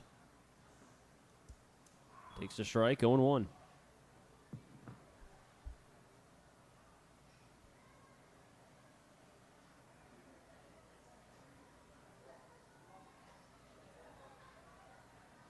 Bergeron to the set, delivers. Fires a pitch outside, 1-1. And I just confirmed with the FCBL website, there has never been a 5-walk game in FCBL history, so Austin White has a chance to be the first. There's been a 4-walk game? Yep, by a Torrington player in 2011. The 0-1? Outside 1-2. Who was that? Aaron Nardone. I don't know who that is. Do you know who it was against? That is not information given on this list. Okay. Interesting. 1-2. Fouled off.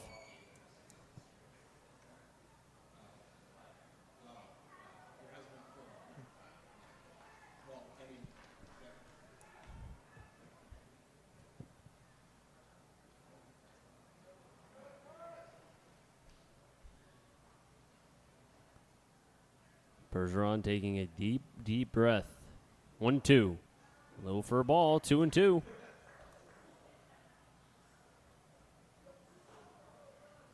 I wonder, do you think White wants to walk for a 5th time?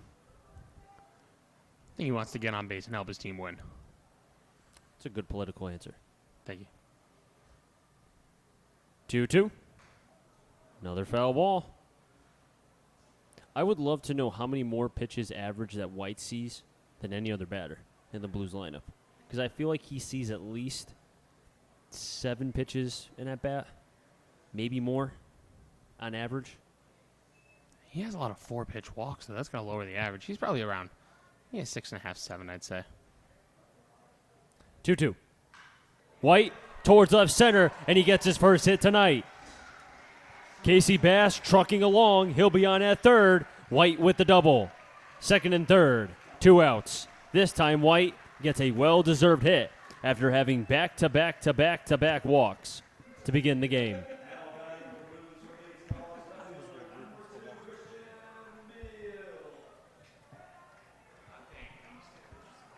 Christian Beal coming up, who last time hit a double to left field that scored 2. How about Casey Bass trucking along to third?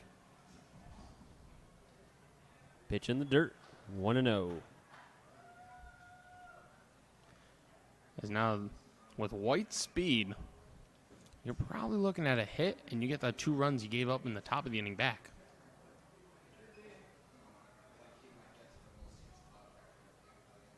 The 1-0. Over to short. Zach Fields on to first. And the Blues strand runners on second and third.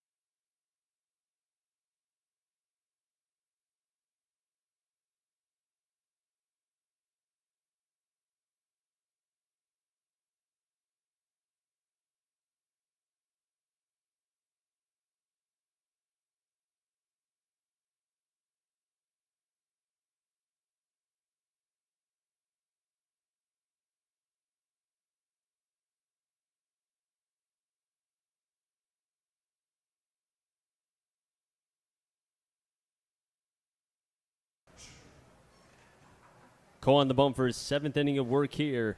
6, 7, and 8. First pitch for a ball to Wetero. It'll be Bravo and then Oliveri. If any of them get on, Morin. Wetero struck out swinging for the 3rd strikeout from Coe. The 1-0. Big swing and a miss, so 1-1. Wetero does have home run power. He does have 1 home run, though, against Ryan Locke. It was the first pitch of the game. Ryan Locke, now former Blue. Hope he and his family are doing well. Spinner that didn't drop, 2-1. Garrett Coe, mid-80s on his pitch count. 87 to be exact, so Blues hoping he can get 7. 2-1. 2-2. As Peyton Stevens is warming up in the bullpen for the Blues. Coe shakes off once, agrees on the second with Loda, 2-2. Coe, strike 3. It must have been the I want to strike out Wetero on this pitch. 1 down.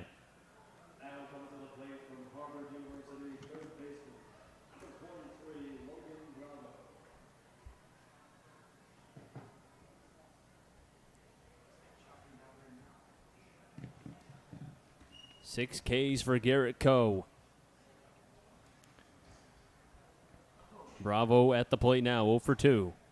Takes a strike, 0-1. And the 5 through 9 hitters in the North Shore lineup are combined 0 for 12 off Coe, so he's done a good job at the bottom of the order. The 0-1. Delivers that one off the bat of Bravo. Babile towards the line, makes the catch. 2 down.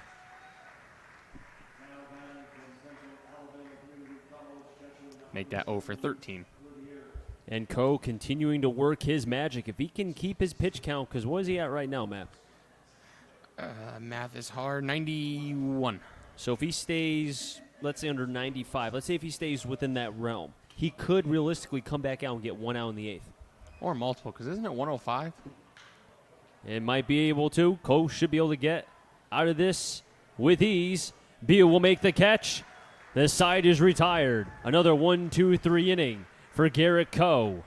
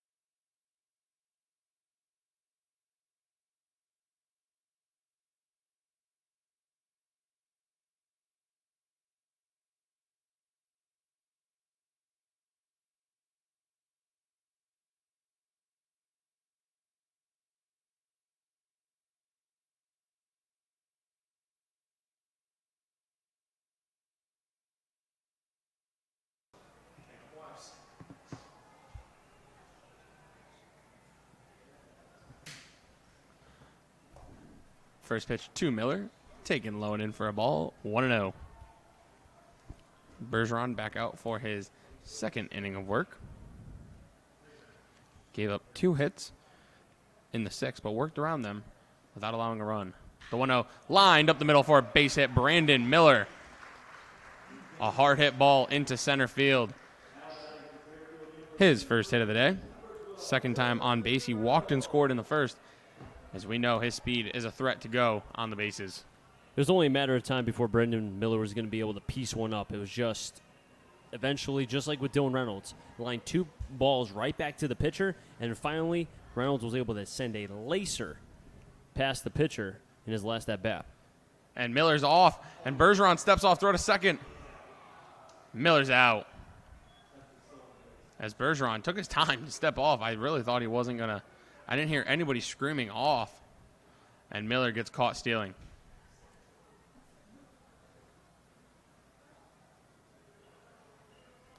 As that erases the leadoff single.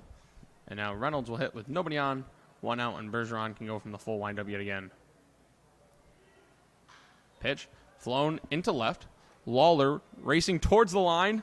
In foul territory, cannot make the play. And he runs into the fence over there, it looked like. And Lawler, he's okay. A lot of ground to cover on that one as Reynolds gets a new life.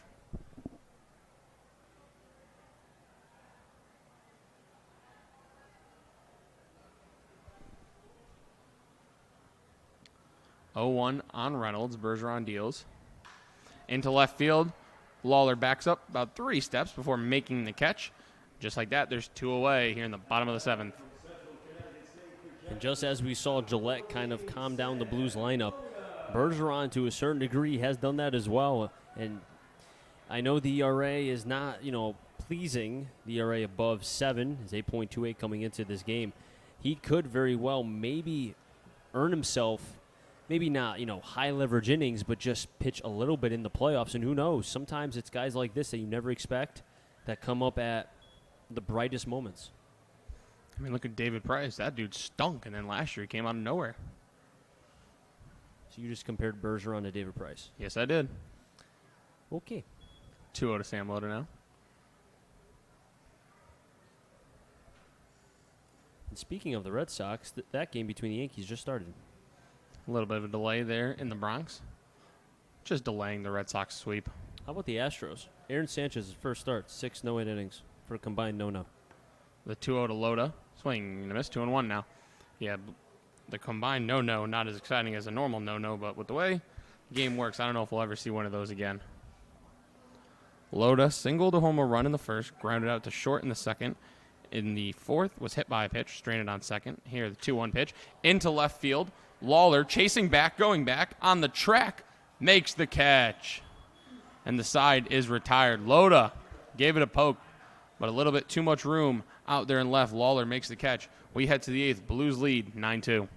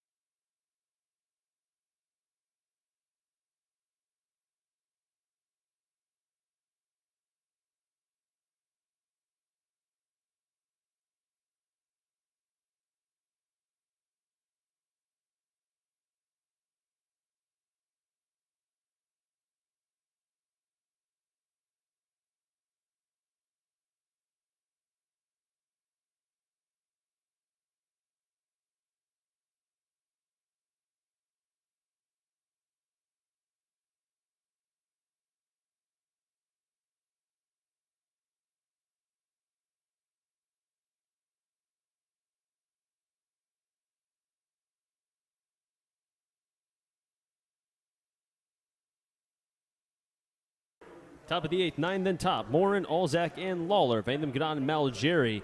New pitcher on the bump as Garrett Coe's day is done. 7 innings, 2 earned runs. Both of them earned 3 hits, 6 Ks, and here's the big one, my favorite, no walks. For the left-hander going to UConn in just matter of a few weeks. The new pitcher is Stevens. He fires a pitch low, 1-0. Stevens, this will be his 4th appearance. He started very well in his first 2 outings from the bullpen. The 1-0. 1-1. Out of the bullpen this year, he has 2 2/3 innings, no hits, no runs. Does have 4 walks and 7 strikeouts. He did start one game, only won an inning, gave up 3 runs and 5 walks. 1-1. Line shot up the middle.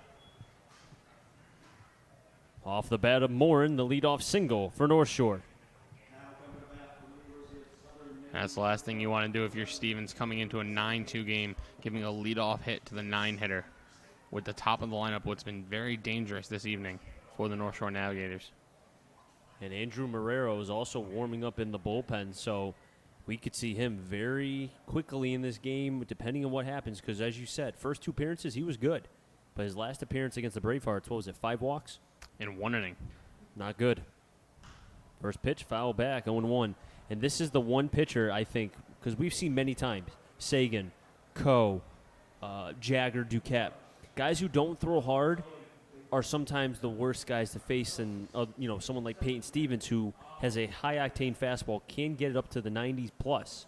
But location can vary. Command has been a problem for Stevens. The 0-1. Breaking ball outside, 1-1. Alzak 1 for 3 with a double, popped up to third, or rather to first, back in the third, and struck out swinging to lead off the game in the top of the first. The 1-1. Grounded foul up the third baseline, 1-2. A big crowd here at historic Muzzy Field cheering on their Blues, hoping they can get the final 6 outs and seal up the number 2 seed and help themselves get a bye and watch and see who they play tomorrow. 1-2. Fastball high, 2-2. Now the winner of this game can have a choice. They can either have a home-away-home or a away-home-home. Something that the manager and maybe even the organization itself will have to decide. 2-2. Slider fouled off again. Count will remain 2-2. Good job there by Olzak, wasting that slider from Stevens. Looked like he was expecting it. Timed that pretty well. Well, one thing with Stevens is he does not have a changeup. The fastball, as we said, 90 plus, and that slider probably around mid-80s, maybe a little bit slower, but everything hard coming from the right-hander from Central. 2-2. Hard shot through the 3-4 hole pass, Noah Budzik. Morin will go to second.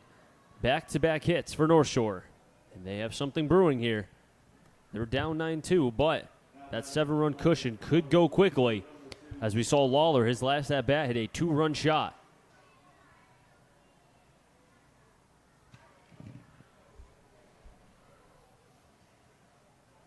So now Loda will go out to talk to his teammate Stevens. Marrero warming up quickly. I wonder if maybe the leash on Peyton Stevens may not be as long because, as we've said, their offense, the North Shore offense, is a very good offense. Very potent. Runners on first and second. Nobody out. First pitch fouled and lined into the dugout of the Blues. Watch your lips, Nick Riscotti. That'll wake the coaching staff up. If they're not up at 8:22, they're up now. And there is not any protective netting on the side of the third base side because, as Matt said early in the season, it was newly built. Well, the third base dugout's older. The first base one is newer. Yeah. That's why first base has protecting. 0-1, another foul ball, 0-2. Lawler looks a tad late on those fastballs. Yeah, it looks like He's a little late, and, you know, the longer an at-bat goes, the more it favors the hitter. So if he fouls a couple more off, I wouldn't be surprised if he can time one and drive it as he did his last at-bat versus Coe. Peyton would love a strikeout here. Back-to-back singles for Morin and Alzak. 0-2, another foul ball, and as you said, each swing, he times that fastball a little bit more, a little bit more. And he's still up 0-2. I think he needs to go off speed here. I don't think he can keep throwing fastballs at Lawler because he's too good of a hitter to just keep going fastball, fastball, fastball. He is ahead in the count 0-2. I mean, he could throw a chase pitch. Loda, who is his backstop in college, they have worked together a little bit. 0-2. Slider, swing and a miss. Peyton gets the K. Lawler down. It's a big out there. That's the hardest out in this lineup. You could argue that's the hardest out in the FCBO. Very true. I would say at least top 3. For sure. Him, Miller, Coley from Pittsfield. I mean, Austin White just because of his eye. I wonder if you ask who's better. If you put Coley and Austin White in a room together, who do you think they would say would be better? Is Coley better than you, or is Austin White better than you? Well, see, I don't know Coley as a person. I know White's personality he'll say Coley. Mm-hmm. Jerry, nice slider from Peyton Stevens, 0-1. Because when White found out that he was an MVP finalist, unfazed, didn't even care. No, he walked 4 times and hit a rope to left center. Runners still on, first and second. The 0-1. Fastball outside, back to first. Tag applied, not in time. And the back pick is the style of Blues catchers. We've seen Reiner do it a couple times. Lasky have not. Belota and Reiner known for trying to get the back pick. Freeburger's on deck, Calero on double deck. Morero still warming in the pen. 1-1. Popped up. Lotus screaming it's out, and it will be out. 1-2.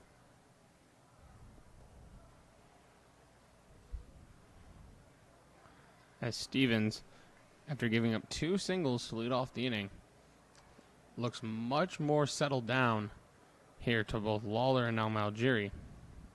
Strike away from back-to-back Ks in this top of the 8th. 2-5-2 for North Shore, 9-11 and nothing for the Blues. Morin led off the game with a single. Alzak did as well. Lawler struck out. The 1-2 pitch. Fastball way inside.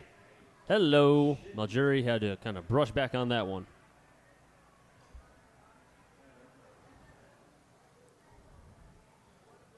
That was the worst pitch for me as a hitter to have to face because I would always swing the bat trying to protect my face. 2-2. Nubbed. Back over to Reynolds. Decides to throw to second. They get the out. And that was a heads-up play from Reynolds. It would have been tough to be able to get first because of the speed of Malgiri. So they get the force out at second. That's Alzak. So be runners on the corners, but 2 outs. And I think that's the most important thing. You get that second out. You got the second out. Now Stevens can relax. You just need to out any way you can. You still have the force at second. Curious to see if Malgiri will go to eliminate that force. Freeburger swings at the first pitch and fouls it off 0-2. It looks like a lot of these North Shore hitters seem to be just off. You notice that with Coe early in the game, and not so much fouling pitches off, but 3-1, 3-0. They were taking not 3-0 swings on pitches that they felt like they should have been driving, but they were popping it up consistently. What was it, 8, 9, 10 pop-ups for Garrett Coe tonight? 0-1, through the 3-4 hole and into right field. That will give North Shore their 3rd run. RBI single for Freeburger. His 2nd hit tonight. Scoring from 3rd was Morin. 26 RBIs on the season for Dominic Freeburger. That'll bring up Calero, who is 0 for 3 on the day. Grounded to short in the 1st, flew out to Miller and right in the 4th, and struck out looking in the 6th.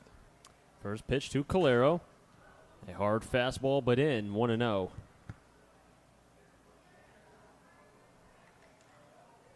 As Marrero has stopped throwing in the bullpen for the Blues, just staring down, watching his teammate Peyton Stevens. 1-0. There's the hook, 1-1. I wonder if they'll have Stevens get this last out and then bring in Marrero for the ninth. I would almost say unless Stevens gets into a big jam where he gives up another 4 runs, I think that would be the case where Marrero will pitch the ninth. 1-1. 1-2, dotted the fastball. And see, that's where Peyton, when he's good, he can dot that pitch to either side of the plate. And then he has that slider, which has developed more, I think, this year compared to last year. Last year, he didn't even have that pitch. Well, that fastball looked like he took a little bit off. So I think when he takes a little bit off, he can locate it a little bit better. But he still has that ability to rear back and really blow one by every once in a while. He got topped on the scouting day last year as high as 92, 93, or the All-Star game itself. The 1-2. Swing and a miss. It gets behind Loda. He'll throw it to first to complete the process. 2 Ks for Peyton Stevens. He does give up a run, but the Blues still lead 9-3.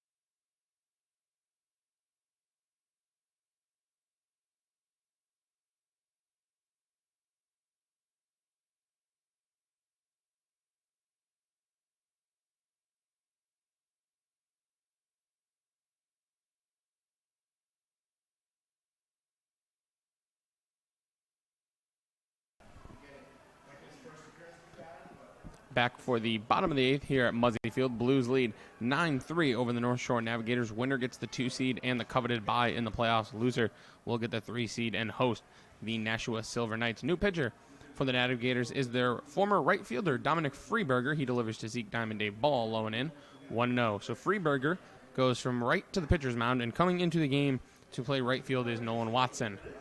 Watson will hit in the 6th hole for the designated hitter. They lose their DH because of a position player coming into pitch. Pitch missing low, 2-0. Freeberger has 2 appearances on the mound, has 2 innings, 4 strikeouts, and 3 walks.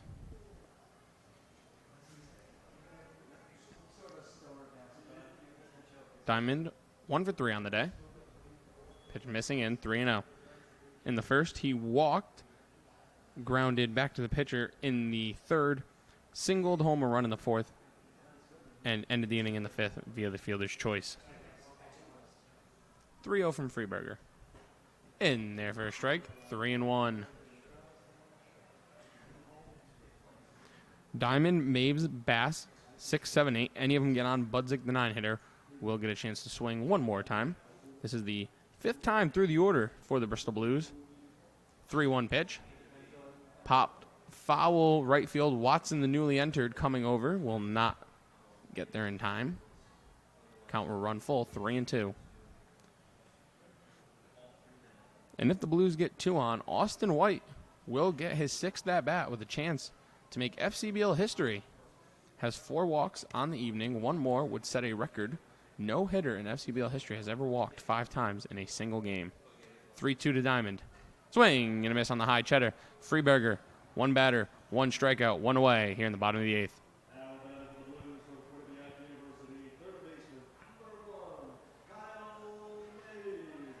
That'll bring up the Quinnipiac product, Kyle Maves. He's had a rough day, 0 for 4 thus far with a strikeout. Last at-bat flew out to center field.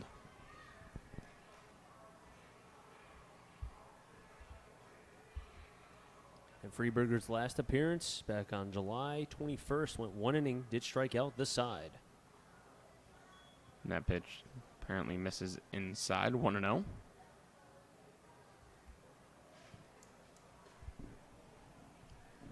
Freeberger shakes off Oliveri, comes sets the 1-0 pitch. Line foul into the crowd.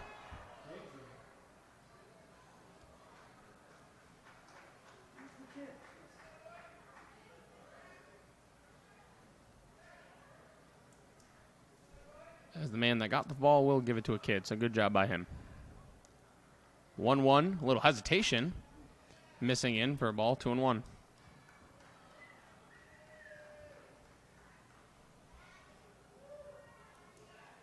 Maves grounded to second twice, struck out, and flew to center. Freeberger, big breath. 2-1. Missing, high and out, 3-1 now.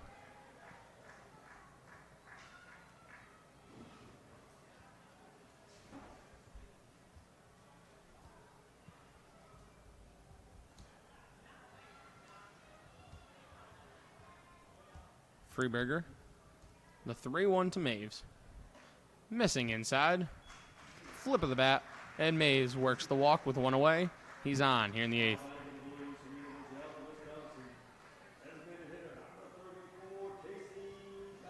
And that'll bring up Casey Bass, 3 for 4. He grounded out to first in the 2nd, then in the 3rd, he singled. 5th, he singled and came around to score. And in the 6th, he also singled. So 3 hits for the Lumberjack, Casey Bass.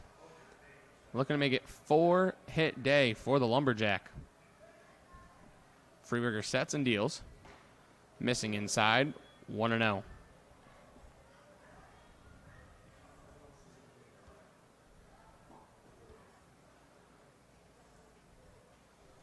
Freeberger taking his time in between pitches. Looks over at Maves at first. Will throw over. Freeberger at UNC Asheville did pitch a little bit at his college, just finished his freshman year. He hurled 3 2/3 innings from the bullpen with 3 strikeouts to 2 2/3 innings with 3 hits and no earned runs, and 2 appearances at Greenwood Field. And that's the field that they play at. As that one, high fastball, Bass thought he checked his swing. Home plate umpire says otherwise. And maybe in the first inning he'll check with the base umpire, but in a 9-3 game in the bottom of the 8th, Bass ain't getting that check swing call. Freeberger allowed no runs, earned runs, in 3 of his 4 outings. 1-1 chop, left side. Third baseman can't field it. And they'll be safe all around. A weird hop. Bravo cannot field it cleanly. A very weird hop here at Muzzy. That ball looked like it was going to keep bouncing and then just died on one. Hits Bravo in the shin. It's safe all around. They gave Bravo an error. An E5. And Budzik will be at the plate with only 1 out. And we've seen a couple balls kind of hit off the lip today, or just in general. Once they left the bat, the ball has eyes. I'll bring up Noah Budzik for his 5th at-bat.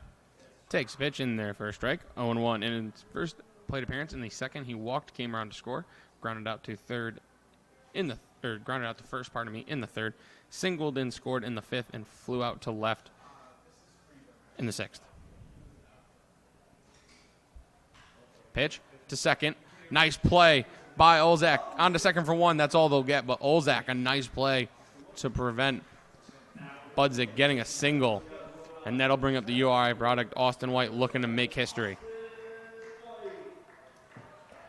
And it's only fitting that Matt Polk is behind the mic for a chance to call history of the 5th walk. Hey, man, Spencer Fox did have a 4 strikeout day when I was on the mic. 4 strikeout inning. Has that ever happened, I wonder, before that?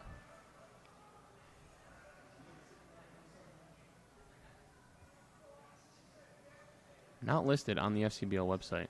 I should look into that. First pitch to White. In there for a called strike, 0-1.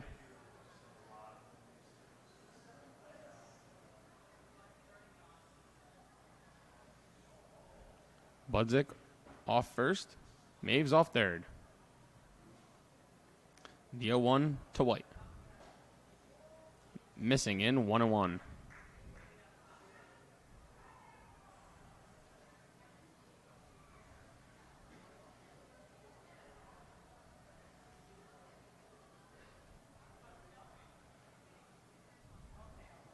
Freeberger comes sets. The 1-1 to White. On the outside corner for a strike, 1-2.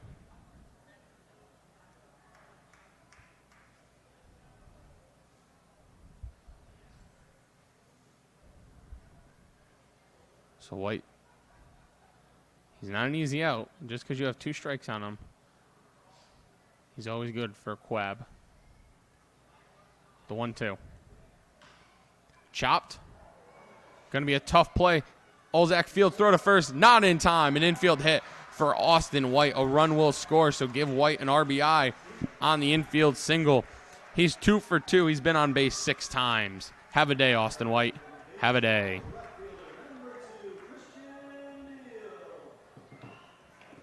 You can see why Austin White is in the race for an MVP. He can just do everything. The home runs may not be a part of his game, but I have to tell you, everything else, the hit tool, the speed tool, the defense, arm, it's all there for Austin White. First pitch to Beal, missing up for a ball, 1-0.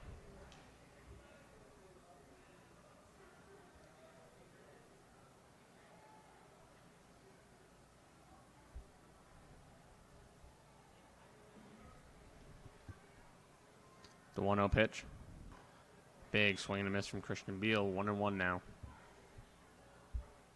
And the Blues will be only 3 outs away from clinching that 2nd seed and getting that all wanted bye.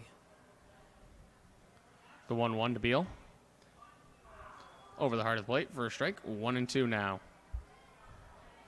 And this North Shore team will have to play against the 3 seed would play the 6, so it'd be Nashua. Correct. And then Worcester will play against the Suns. Worcester will have to, they'll have the home game against the Suns. Worcester will host Pittsfield. And North Shore will host Nashua. 1-2. Popped. Morin over in foul territory. He'll run out of room. Beal gets new life. Count remains 1-2.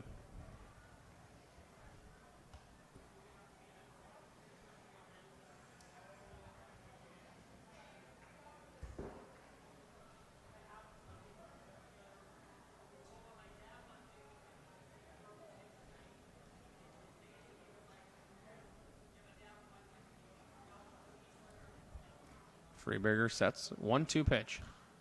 Pop foul, we'll do it again. And Beal looks a little disappointed in himself. Maybe thought he should have had better wood on that one. Beal is 2 for 3, does have 3 RBIs, a walk, and a run scored. Currently batting .294. Came in with a .285 average. The average has gone up for the right-handed hitter of Bates College. Once again, the 1-2 to Beal. That one popped up in the infield. Olzak calls it, makes the catch, and the side is retired here in the bottom of the 8th. But the Blues get the run they gave up back. They lead 10-3. We go to the 9th. Blues 3 outs away from clinching the 2 seed and a bye in the playoffs.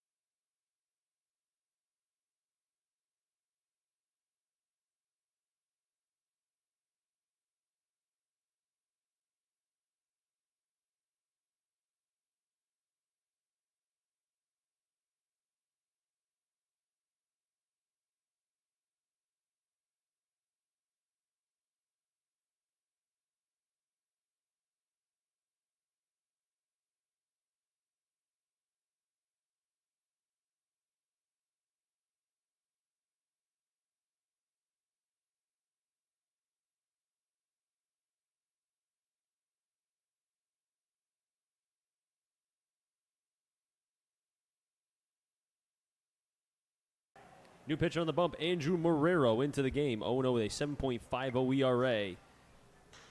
Blues are now 2 outs away as the pop-up will be caught by Noah Budzik off the bat of Watson. And he tried to snap the bat over his knee. He's 0 for 2. Will he try a third time? No, he gave up. 0 for 2 on the bat snap. Logan Bravo at the play now. Marrero, in 5 appearances, does have 2 saves, 6 innings, 9 strikeouts, 3 walks, and 6 hits. Since his first appearance, Marrero has really made himself into a dominant reliever out of the pen. 1-0.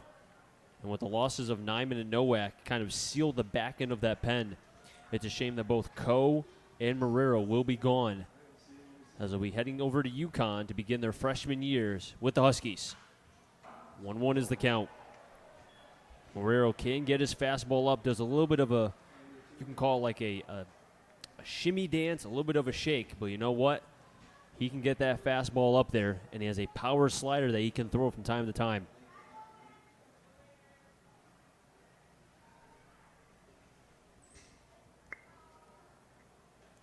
Ten, 12, and nothing for the Blues. 3-6-3 as the pitch is inside. 2-1 for North Shore. If North Shore was to lose this game, they will host Nashua as the 3 seed will take on the 6 seed. And Worcester will host the Suns. Breaking ball inside, 3-1. Oliveri's on deck. Morin on double deck, barring any pinch hitters. As it looks like Oliveri is on deck, so he will be the next batter, wearing number 7 for North Shore. The 3-1. Popped up. This will stay in play. Reynolds, foul territory, and the Blues are 1 out away.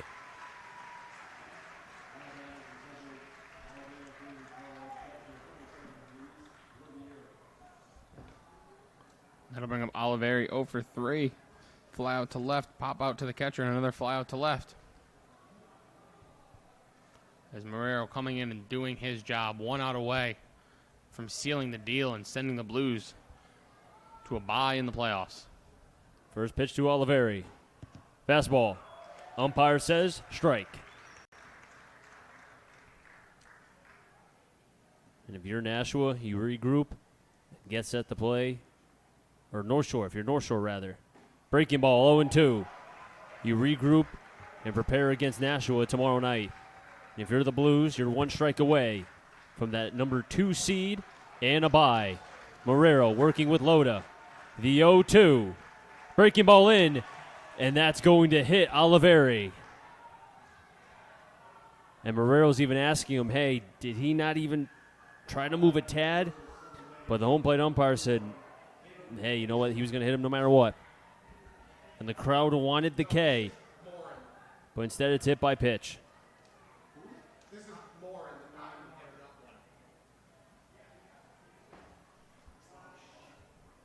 Morin at the plate for North Shore.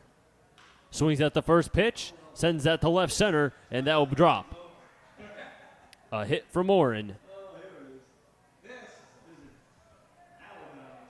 It advances Oliveri to second. Morin will be on with the single. 7th hit for North Shore. So the 1 out, evading the Blues thus far. Alzak at the plate. And you wonder, that last out was always the hardest one to get.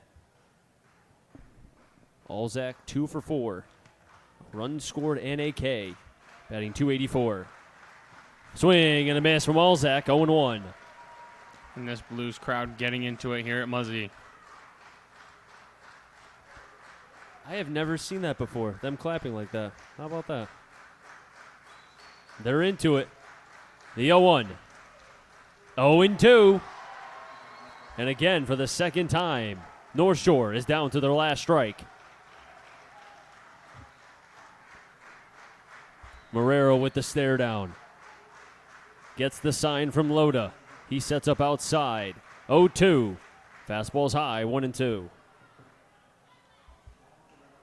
Over through that pitch for sure. You know he's feeling the emotions. This young man going to UConn in the fall wants to end this game on a K and send the Blues to a number 2 seed and the bye.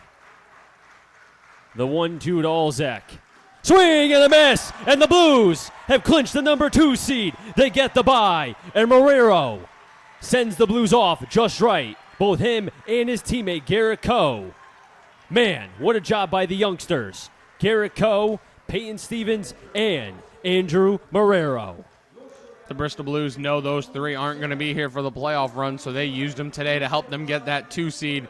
Garrett Coe, a great performance, 7 strong innings, just 2 runs that blow off the bat of Lawler, the 2-run blast.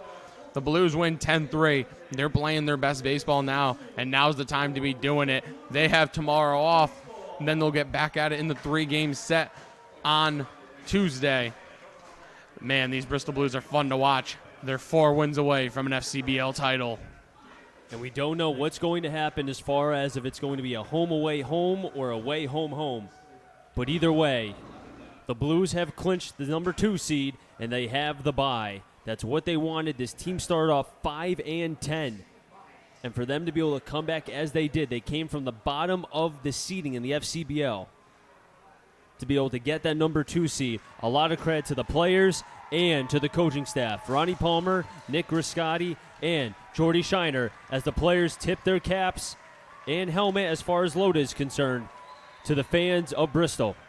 The fans were great tonight. The players were great tonight. It's going to be a fun playoff run here for the Bristol Blues.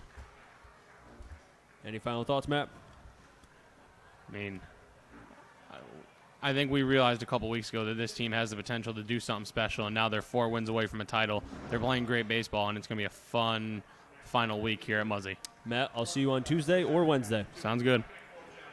That'll wrap things up here from Muzzy Field. Our thanks to the camera crew and staff who helped make this broadcast happen. Final score from Muzzy Field. Blues win 10-3. They clinch the number 2 seed and get that all-wanted bye. Final score 10-3. Make sure to catch us either on Tuesday or Wednesday as the Blues will take on A team to be determined depending on who wins when. It could either be Worcester, the Pittsfield Suns, or this North Shore team again. We'll find out. For Matt Pollock, I'm Chris Saunders. So long, everybody.